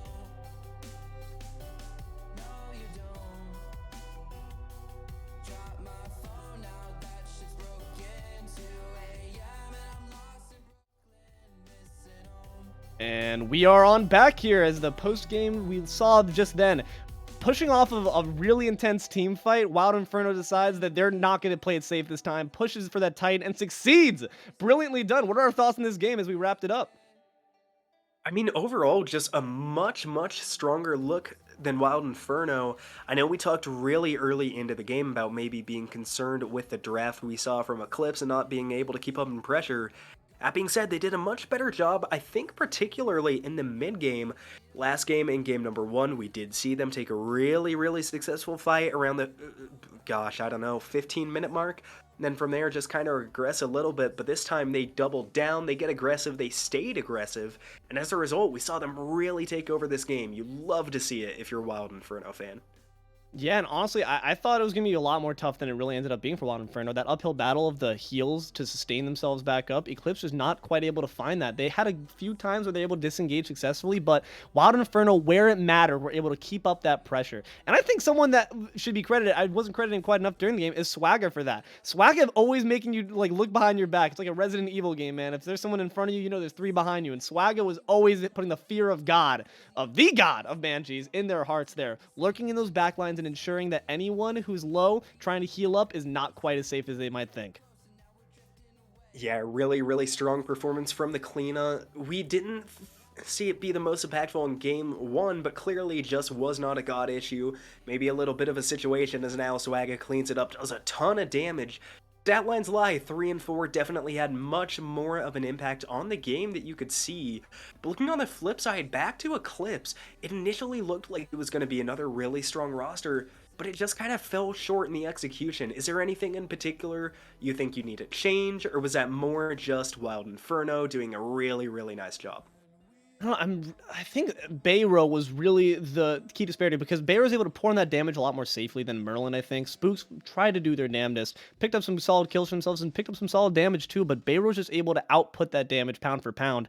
And that I think made the key for those team fights. You saw those bombs hitting them like a truck, and it was hitting not just one member, it was hitting two, it was burning beads, doing just generally more utility-wise and damage-wise. I think that was where a lot of the issue was there. Spooks was playing a brilliant game themselves for their credit, but just unfortunately not able to compare to the damage being outpoured by the Ogde, in my opinion, at the very least. I think also Tyraumatized there too. The difference that we pointed out in switching off to that warrior, I think was monumental. I think that just the presence of an Amaterasu in that team fight is going to matter a lot more in terms of versus a Jormungandr. Definitely was like seeing those changes from Wild Inferno, and on the flip side, if you're an Eclipse fan, you're hoping they can come back in this game number 3, but we shouldn't delay much longer, so that's gonna do it for us here. We will see you back in picks and bans from game number 3, Wild Inferno versus Eclipse.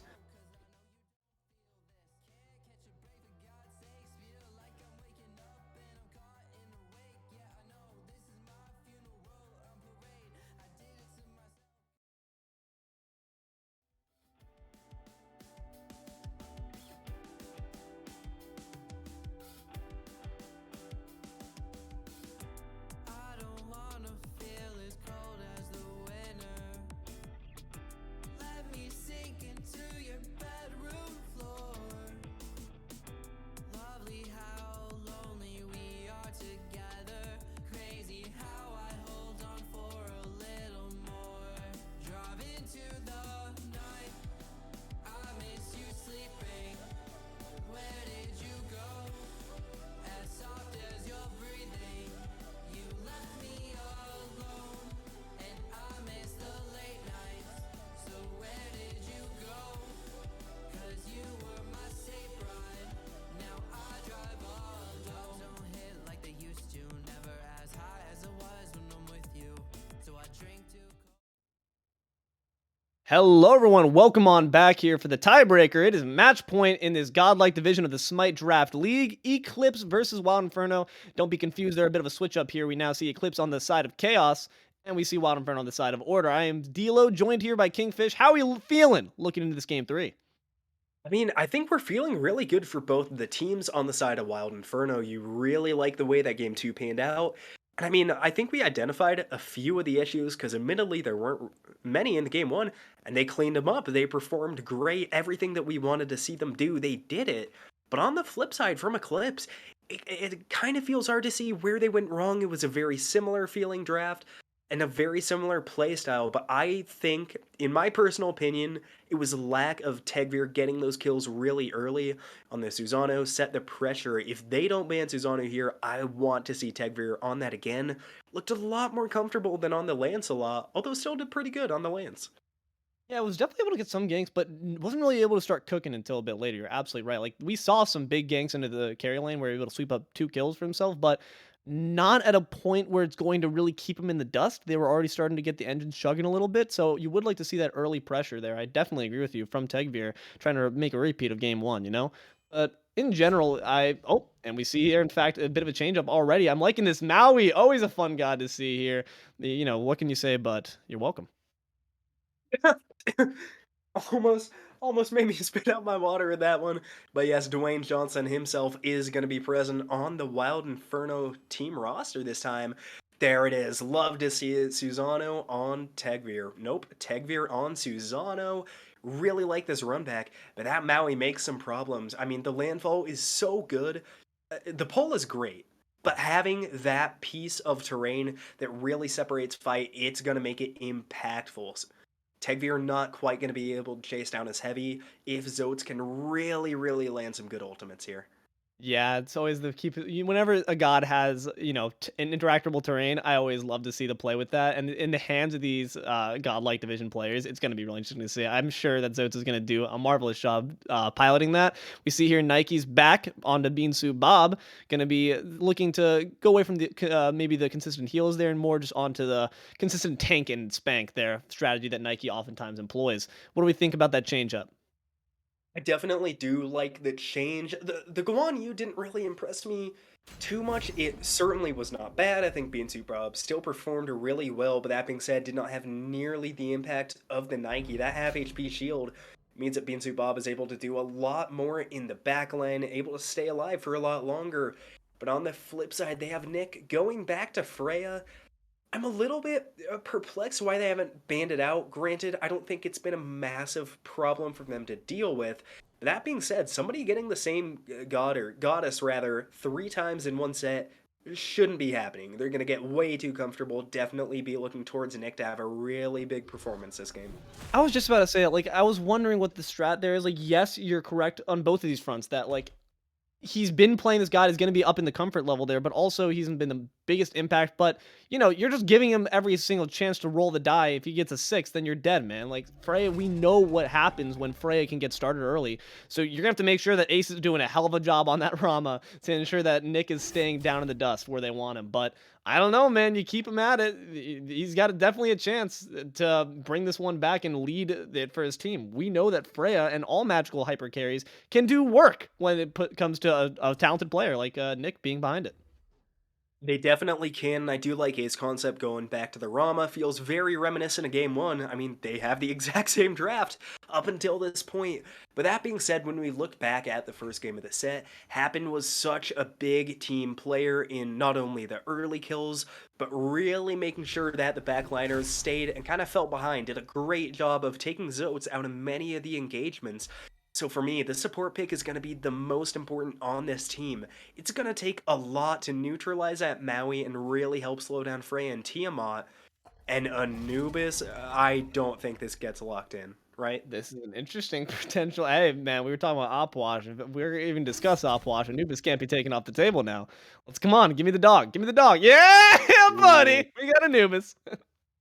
I mm, I like Anubis. I do can absolutely do a ton of No. damage. Really matches a sustain. So similar feeling to last game. That being said, Anubis is gonna have a rough time. He roots himself down. If he's not CC immune and just does what is it, his 2 that's the AOE, Maui is gonna pull him across the map. Tiamat's gonna launch a tornado on him.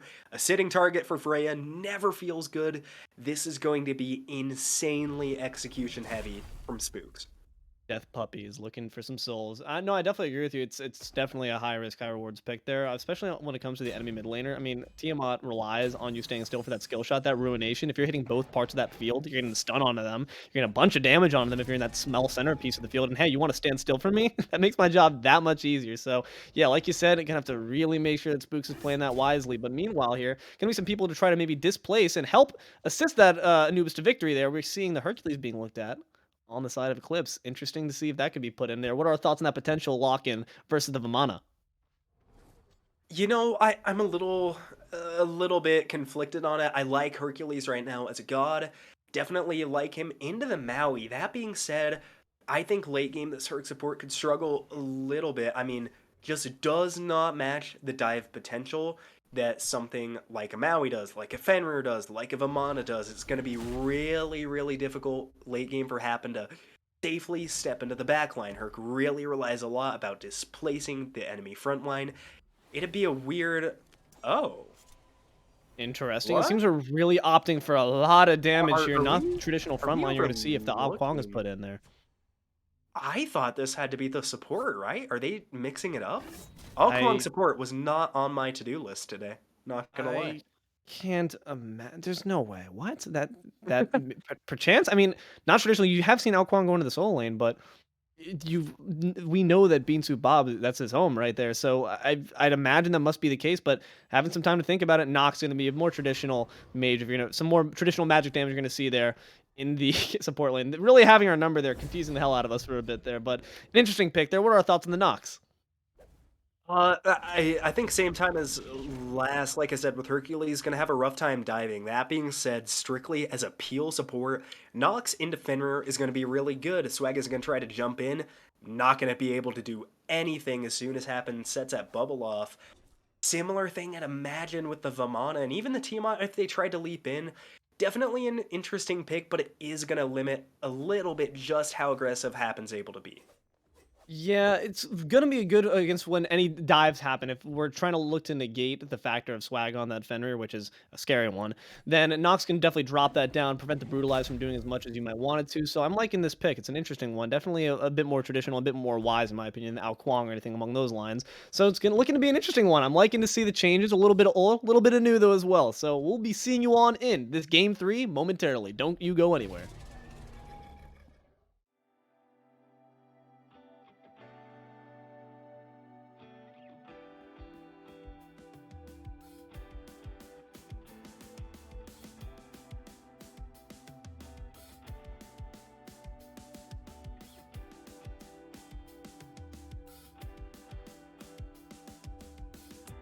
I don't wanna feel as cold as the winter. Let me sink into your bedroom floor. Lovely how lonely we are together. Crazy how I hold on for a little more. Drive into the night. I miss you sleeping. Where did you go? As soft as your breathing. You left me alone, and I miss the late nights. So where did you go? 'Cause you were my safe ride. Now I drive alone. Drugs don't hit like they used to. Never as high as it was when I'm with you. So I drink to cope, it's an issue, okay. New Year's Day, so now it's a new me. Tell me why I'm so fucking lonely.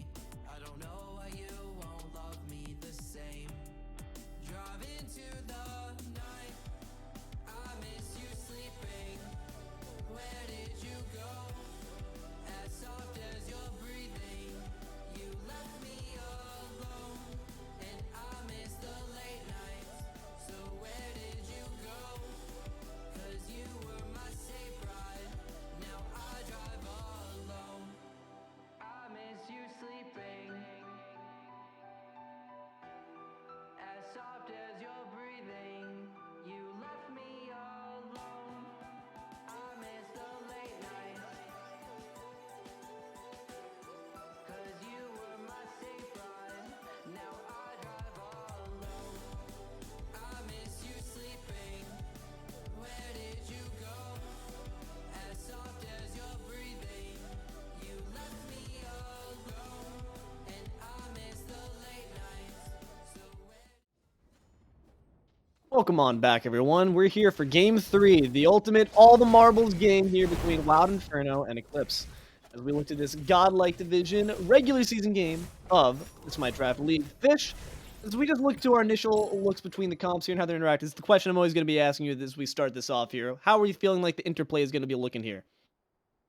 It's gonna be interesting. I mean, when we look at Eclipse, this is going to be a really aggressive roster. I think anybody that has Susano and Anubis naturally gonna rely a lot on aggression and getting picks. I know I always like to see objective-focused teams.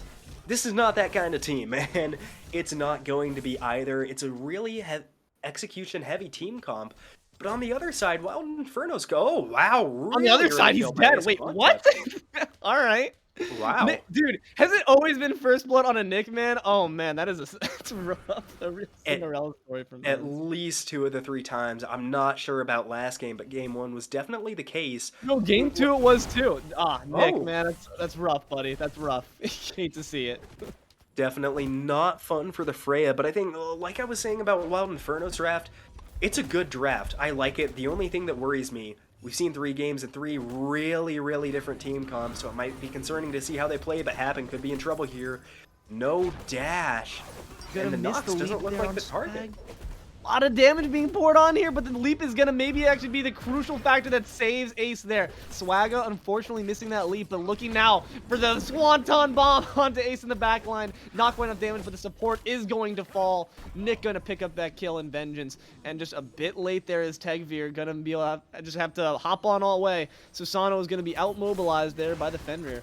Unfortunate, but a brilliant gank there on the side of the Wild Inferno team. Definitely was. I like seeing them eventually go in and target that Nox. I don't know why that wasn't the target initially, but regardless, do get Hapn down eventually, and now we see a half a level lead for the Maui. Maui, a pick much like the Freya, scary to see from ahead, can absolutely run games, which isn't common to see in that support role, but on the other side, Tyraumatized having some trouble up against BeanSoupBob. You saw it game 1, Bob's Nike is really, really, really strong. I think I might have said not enough reallys there. It was dominant, and now Bayroneri might be really, really, really dead. Leaps away though, gonna be fine. It seems like they're just going to let that one go. Their contention is pouring a bit more damage and a bit more pressure over in the mid lane. The jungler going to take his leave, say adieu to the Anubis Spooks. They're going to be just fine now for a bit. What's interesting about some of these gods here, a lot of them like to scrap in the jungle. Nox with that big ultimate, able to really do some massive damage and team fight presence if you're able to get that off onto multiple teammates. And the walls, everyone being cluttered together, just makes it all the more easy. And the Maui, of course, loves to be able to block off paths there with that ultimate as well. So if you're able to get either of those people in a 5v5 team fight in the jungle, both can have some major impact. It's going to really come down to which support's able to land those skill shots a bit more better, which positioning is going to be smarter there. Some nice roots there, though. Excellently done there by Hapn, and the ult is just not going to be quite enough. Missing that last shot's going to let Frag live this fight to tell the tale for another day. But one of the things that you were saying was just this is a lot about execution, and Hapn's been making it happen. You know, obviously 3 minutes in, nothing going to be spelled out right now, but I'm liking the way this Nox pick is looking so far. Definitely do. Wasn't expecting it to be quite so impactful early on. I think I said it on the desk, was really expecting this pick to be much more peel-oriented, not used to seeing this aggression from the Nox. Feels very reminiscent of the Kuzenbo game, had insane body blocks, really good aggression early. Very similar feeling. Definitely not what we were expecting, but if you are an Eclipse fan, you really like to see that comfortability on this pick.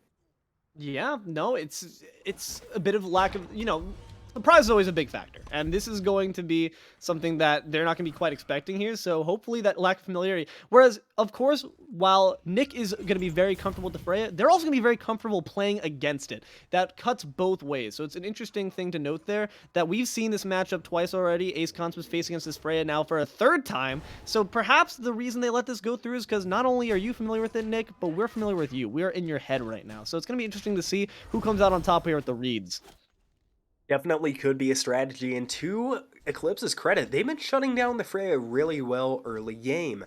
That being said, late game, and especially last, I don't know if they're getting quite enough aggression on it to really limit it. It feels like once Nick gets some really solid peels and good opportunities, the Freya can run wild, just kind of waiting to see when it happens. Now Tyraumatized under half HP, going to be pushed back close to the tower line. Susano has Blink, Susano has Ultimate. Tyraumatized is not safe right now, and I don't think they realize it. No wards. Or actually, they do have a ward that he went over. Straddling that tower line, but it's not going to be enough. I was about to say, Tegveer needs to make some action happen here. It's going to force it on the solo side, picking up a kill for Eclipse. Meanwhile, some damage being poured onto Eclipse themselves. Looking a bit rough there, Ace. Nicely done using the ultimate there for that CC immunity. And going to instantly back on out. But wait, never mind, not back on out. Laying down the hurt on the Swag. He knows he can't really fight this one. But Ace going to be in a bit of trouble right now. Maybe a bit too much than he bargained for. The roll perfectly timed to avoid the leap. But Nick is following up, knowing that he's got that ultimate. Going to wisely decide to back on out as Ace. Pushing his luck a little bit, but didn't end too badly for him, so can't really take that away. Nicely done there to back on out. Really seeing the strong mechanics on display from the Rama. Handled that gank really, really well. Now Hapn trying to solo the Freya. There is no way. All the beads expended, the Valkyries expended. Hapn is playing this just like a mid laner. Like, he is not a support right now. He did not queue that up. He actually ended up taking his role. He's right now being BM, and he's taking his role right now. He just decided to play a secondary mage hyper carry damage. Oh my gosh. He's diving in. He's making things happen. Ace gonna pick up the kill on a Nick. Be fair, Hapn does have that Chronos pendant built, so maybe Nick not quite expecting that amount of damage. Come from Nox, good single stun from Zoats onto AceConcept. Unfortunately, not gonna have to beat that big knock up. That might have been a little bit too early. Now AceConcept though dashes away. Can Swagga get the kill? Finding good damage. AceConcept should fall down. Nice preemptive beads there from Swagga is going to ensure that the Nox route, seeing it coming, was not going to halt him in his tracks. That was really well done there. And actually looking back there, the Ragnarok drop and the drop from Maui. Nicely done there. Wow, brilliant play, but actually going to encounter some trouble of his own. The Anubis is here, and the Anubis says, I am the superior dog. Nicely done there. Going to pick up Swag in retaliation for his fallen carry teammates. Nicely done there from the mid. Yeah, really good job from Stooms. Definitely not expecting to see Anubis rotate out that early. Now Tyraumatized again in solo is dropped really, really low. Going to be forced to back. Without tower teleport open either, it should allow Nike normally to get some farm, but there's not as much farm on the Season 10 map, so instead going to get a bash in. That feels just as good though. It's now Bayroneri faced with two in the mid lane. Hapn still level 6, as is the other support, but we haven't yet seen Maui rotate to mid. No, not quite. Just hang on around maybe a little bit, trying to see what they can secure, scrounge up for their teammate, but now going on over there. So that was just a really interesting fight because everyone was just really showcasing the best of their talents there. You saw Hapn hitting those skill shots, doing a great job setting things up for his teammate. Then you also saw Swagga doing a brilliant job there of the preemptive beads awareness, making sure that relic was placed in the perfect time. Zoats doing a great job with their abilities, making sure to set that up on a silver platter for Swagga. Just honestly, brilliant play on both sides. Really can't fault anyone for it, but Swagga looking to be in a bit of trouble right now. Nicely done, gonna be able to avoid the worst nightmare from the Hapn. And Blink gonna be coming in. It seems that there's gonna be a little bit of a jungler brawl, but not gonna opt for that. Swagga gonna be hopping right on out. Unfortunately, a Nox ult is gonna be expended there. Not gonna quite hit anything there, but that'll be up just soon on. We're gonna be taking our licks here and treating on back, it seems, with no kills on either side. That's going to be a little unfortunate from Eclipse. They commit a big 4-man rotation onto left and not really able to find anything to show for it. Not even a camp, so not the greatest feeling in the world. That being said, I know we talk about objectives a lot, but this early in the game, a little bit out of the cards, especially because you do have this Nox, who's not nearly tanky enough at the moment, and on the flip side, you lack a traditional magical ADC. This is going to be a much more kill-focused match than we've already seen, despite both of these teams really liking to rack up the kill totals. Yeah, I mean, you don't really need the objectives at the moment if you're... Wait, hold on a second. Hold that thought, because a lot of damage being poured on right now into Zoats.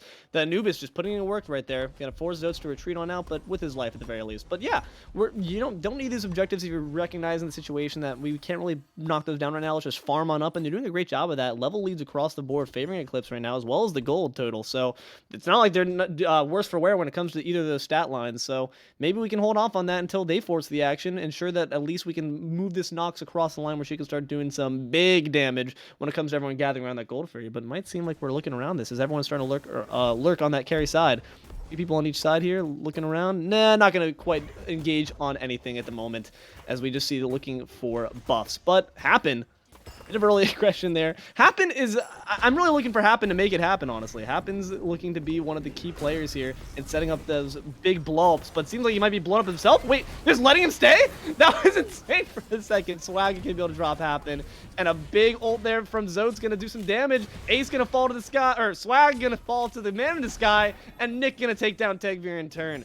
Seems like overall an even score, but look like they're not trying to let the pressure go down. Nick gonna take this guy's Ace in pursuit, and we see Spook gonna be in backup there. That's gonna spell defeat there for Nick. Not quite enough damage. That ult, Spooks is trying to prove to us right now, the non-believers, that the Anubis was the correct pick there. A very nice kill in favor of Eclipse. To be fair, I would love to see Spooks prove me wrong on the Anubis. It's definitely a fun pick. It's an interesting one. Now Tyraumatized, I know Vamana's got a lot of lifesteal. I don't think you're going to win that sustained battle though, especially with no anti-heal online yet. Tyraumatized commits a blink, or sorry, the tower teleport to get over, but finds no real value from it. A Bayroneri in trouble in the mid lane. Tegveer blinks in. Tegveer absolutely deletes a Tiamat. Finally gets a kill, but Swagga gets a return. 1 for 1. Hapn might be on the menu as well. This is looking rough. Swanton bomb drop. Brutalize gonna be coming in soon. Breeze once again just recognizes, hey man, that's not stopping me. I'm coming for you. Swag pouring on to his 4th kill. Nicely done there. Gonna be really cementing himself as that guy for this game. Especially with just the massive amount of damage that Fenrir is innately able to pour in. But Ace trying to get through there with not the wall bangs, but I guess the teammate bangs, trying to shoot through him, but not going to be able to quite pick it up, make it happen. Nick going to secure another kill over his opposing carry there. Noob is trying to pour on some damage once again, but Zoats able to, just in their last little duel, going to be able to just walk right on out. But once again, Wild Inferno making quite a bit happen on their side. 8 kills now, trying to swing it back in their side as far as the gold lead goes, and as far as the kills go. One of the first times we have seen them ahead of kills this set, except for the end of game number 2. Looking much more confident into this roster. I don't know if that's their draft or if it's Eclipse's draft. Regardless, though, looking really strong. Bayroneri turns a corner into an absolute massacre. Commits a beats to get away, though. I like that from Eclipse. No follow-up. They get their utility and run. Now over to the Pyromancer. If I'm Wild Inferno, you can step up to the contestants. I honestly don't know if it's worth the time, though. Looks like they're considering. They've got it on their minds there.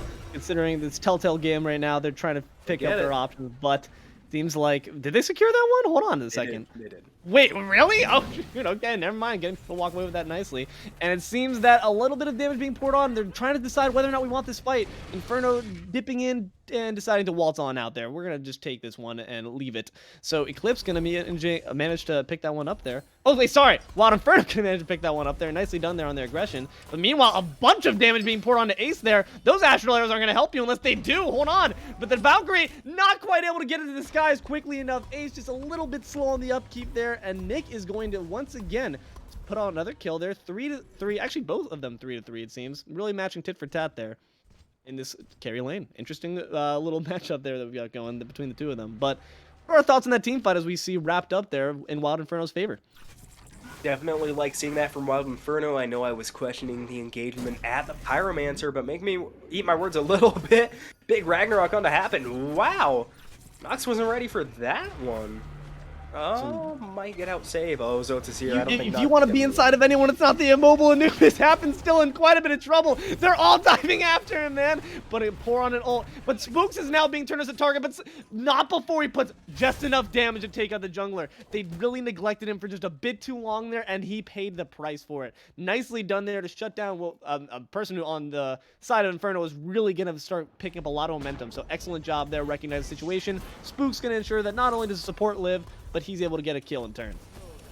We're seeing Spook start to fall behind in farm a little bit. Has a better KD, is sitting at 3-1 opposed to 1-1.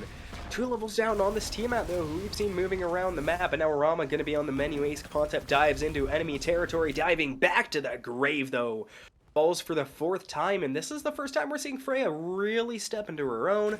I know we talked a lot about Nick kind of getting behind early. Through no fault of their own, kind of just due to junglers and ganks, but now we're going to have the opportunity to see what this Freya can do when she's not heading into the fight at a deficit, and I'm really excited to see how this transitions to late game for Wild. No, me too. She's definitely pouring in tons of damage, not only on this objective right here, but also just in the fights in general. But we see Hapn once again going to be trying to make something happen. Not quite going to go down as he expected. Dropped by the enemy support. A Thorn's going to be equipped up by Bob. That's not going to last for too long. Trying to make sure that he can stand as a sentinel there. And the Gold Fear is going to be secured in the favor of Wild Inferno. Another objective on their side. Ragnarok's dropped. Nick is going to drop Tegveer in turn. And it seems that the big baby is on out. Going to make sure to just zone out a little bit. But maybe we're going to retreat on back here. Take what we have there. 2 kills as far as the Gold Fear as well. That's a nice little hefty reward in my pocket there from Wild Inferno. As you can see, there's a big upswing there in XP and gold. They're looking to be very, very dominant in this coming team fight phase of this game. That's one of the best fights we've seen all throughout the game. They only find 2 kills, but they get a Gold Fury as well. They don't overchase, they don't overcommit, and as a result, really big gold swing with absolutely no repercussions. Love seeing that from Wild Inferno. It's felt, I wouldn't say sloppy, but I'd say over-eager so far this set from both teams. It's like seeing them show a little bit of restraint, as now Hapn does catch up in levels with Zoats, despite being 0-5-5 compared to 2-0-7. Maybe the Maui not quite getting as much farm as this Nox is, really seeing himself spread him around the map a lot. I mean, we never want to see a support dive in general without backup, but in general, a Nox is not going to be able to make enough happen, especially a Nox support, not ideally built for those damage situations. So maybe Hapn is underestimating what they're able to quite do there in that situation. You're going to need your team to back you up and make sure that lockdown and blow up potential is there if you are him, and that just unfortunately resulted in an early swing in favor of Wild Inferno for that rest of that entire team fight. But it is worth noting that that team blow up potential is there if you have everyone backing you up. So if I'm Hapn, we're not looking to blow up or lock down. And wait, hold on a second. We'll return to that in a moment here because we actually have Wild Inferno blowing up the Pyromancer in turn. And in turn, they're looking to Ragnarok away. But a big ultimate through the wall from Spookin to defend his teammates. And it looks like it's been swung away. Wild Inferno in full tilt retreat as the members of GL Eclipse are looking in to secure some kills for themselves, but not going to be able to quite do so. Bayro is going to be able to just walk on right out of there with his flying stance. Nicely done there, honestly. Able to get quite a bit and dip out without any worse for wear. So nicely done on their part. But yes, returning back to what I was saying. Hapn, the lockdown potential. Who are we looking to knock out here? Oh, wait. No, he can. He's looking good. Okay, tell me this. It's a little bit strange. You don't seem like they've really had a unified target in these team fights. It's kind of just been whoever the Nox has seen first. That being said, though, I'd really like to see it be Swagga. The Ragnarok, these fights have been incredibly useful. His team's finding a ton of follow-up damage. If you're able to silence him out, root him out, do whatever you need to do before you can get that utility off, I think it'd be a really good trade for Nox. As long as Nox can really eliminate one person from the fight, they're doing their job. And I think taking the Fenrir out would definitely be the best course of action. But it's going to be hard. I mean, we've seen it multiple times. Swagga has been absolutely on point with those beads. He's a whole item and a half, sorry, 1/3 away from his opposing jungler too, though. So like, just the amount of damage gonna be outpouring is maybe not quite enough to spare him from this. In fact, Tegveer gonna once again just shove my words down my throat, secure that kill against his opposing jungler, and ensure that he doesn't have to worry about him for a solid 30 seconds there. Nicely done from GL Eclipse. No, he is. Now we see Wild Inferno try to transition a little bit backwards. Kind of odd. We've been seeing them on the upper hand most of the time. Tegveer goes for the engage onto Nick. Nick staying at half HP, though.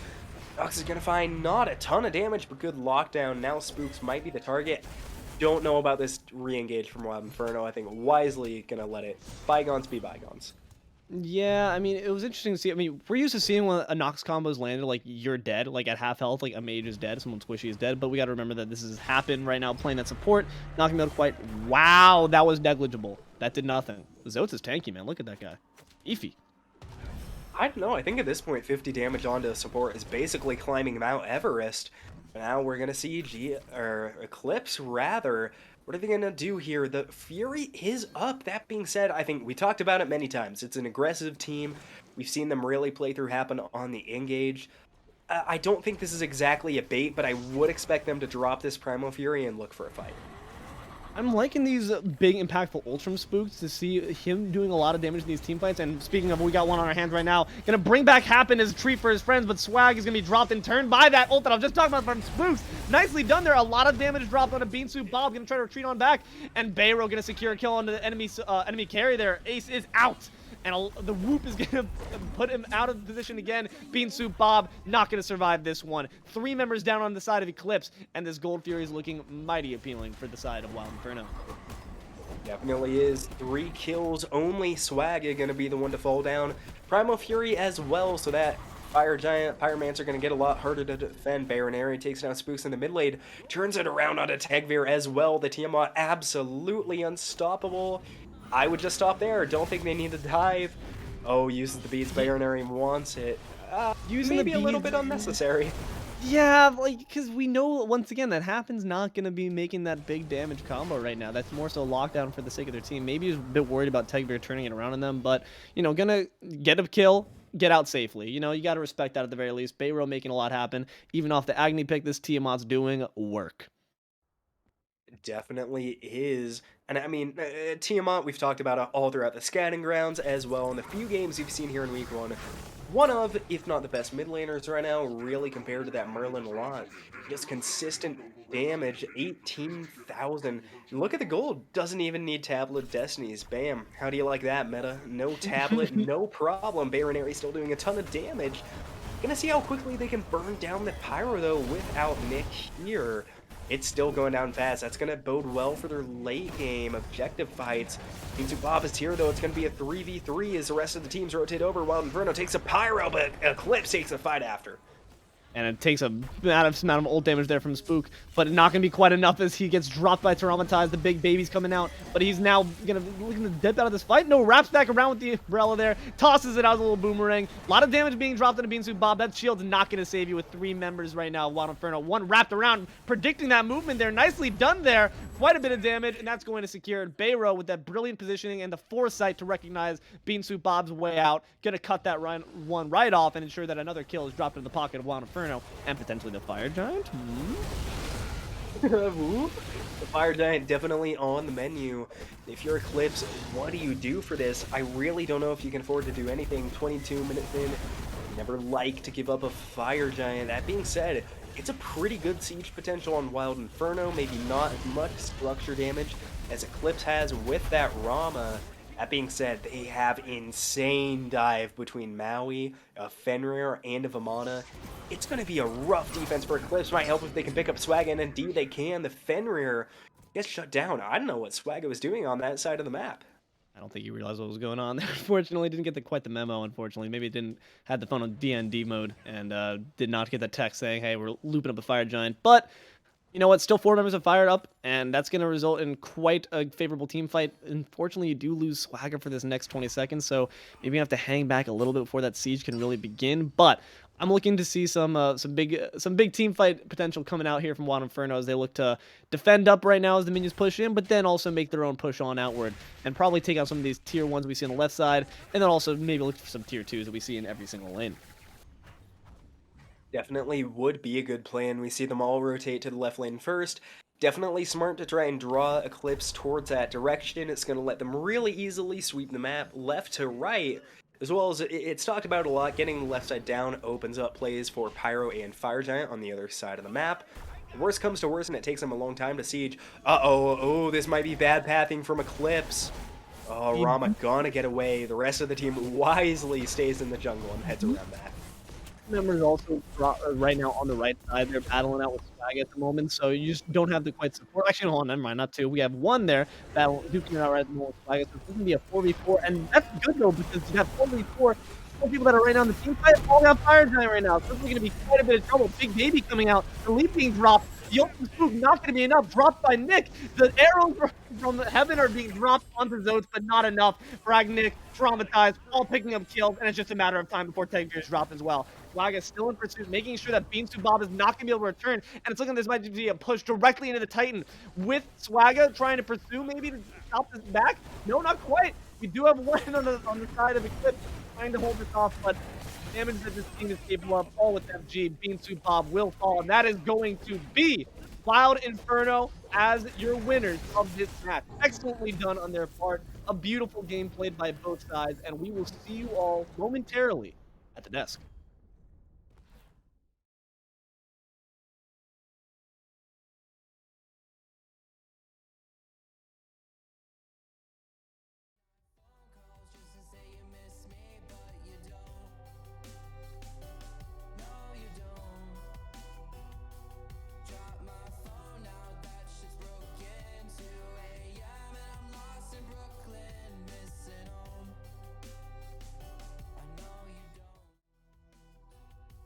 Welcome on back here. We're here at the desk. Fish, what are we thinking, my friend? That's a nice victory in the pockets of the Wild Inferno. Start off on the back foot, managed to turn that Cinderella story around. I mean, the progression through the set was insane to watch. I think we covered the 1 or 2 things they needed to do differently in Game 1. They fixed them in Game 2. They got even better in Game 3. 24-minute game, definitely not used to seeing that in our Godlike division. That being said, I love the way they ended that match. They show an insane amount of aggression, and they really follow through. A lot of the teams, I think we were talking in that slight break, we see them take off the gas pedal. They're too scared to overextend. Credit to Wild Inferno, knew exactly what and where they wanted to do a really good job diving, separating the team, and killing them off 1 by 1 to take their Week 1 matchup home in 3 games. And someone I want to give credit to here really is Nick. Nick was pouring out the damage, pouring out those basics, and just doing a ton for the team, putting everyone else on the back foot there, really scaring them into submission there. And that third, the third Freya, third time's a charm, right? We talked about the potential misplay on the side of Eclipse to underestimate that man on that Freya, and he proved him right. He said, "You have a reason to fear me on this god. Ban me! Put some respect on my name." I respect that. Nicely done there to Nick. Definitely, we finally see the Freya pull through, and I love the confidence from Wild Inferno to, even after some, like we've said, not bad games, but just not really standouts, to let him go back onto the Freya and really showed up here. And also, gotta give mention, I know I personally was questioning the Anubis a lot, definitely didn't do bad, 4-4, pumping out some solid damage at times.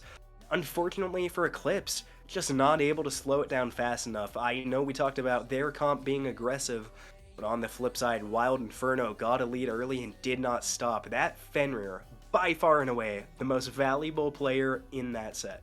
Or in that map, rather. And Fenrir, you almost always see that happening, right? The mobility Fenrir provides, that just early gank potential and the early kill potential is so scary, and it's ever present. You really have to watch out for it. And in the hands of Swagga, someone who's really good with you just blow up in your face gods. I've seen him on Mercury, and it is nutso. He's able to, with a Fenrir who's just so dominant in this current meta with all of the amazing buffs that he's received, like, it's scary. You got to be careful. You got to lock that one down quick. But honestly, just brilliant play to everyone there. I was loving the comp there, like we were talking about. I liked the Anubis and the Nox idea, but I just don't think that the lockdown quite there. That single target blow up that you really need, just eliminate a factor from the fight, just weren't quite seeing it happen at all. And Anubis in those situations where you don't have that peel, you don't have that lockdown, is going to struggle. And unfortunately, we just saw that happen and get a little bit out of hands of the team of Eclipse. Yeah, kind of unfortunate as that set went along. Eclipse had such a nice showing game 1. Kind of, I guess, not really fell apart in games 2 and 3, but just not quite able to reconnect to that same magic they had in the first match. That being said, though, not a bad set from them, but on the flip side, a great set from Wild Inferno. Really good job coming out here to find a win in Week 1, and I am excited to see what they can do in the rest of Season 2. Absolutely, and Wild Inferno able to ride that wave to momentum to victory, and we will see what they're able to do in these future games, as well as Eclipse, because they're not going anywhere, and neither are we. Thank you all very much for watching. I've been Deelo. This is joined by KingFsher, and we will see you all in the next one. Have a good one, everyone.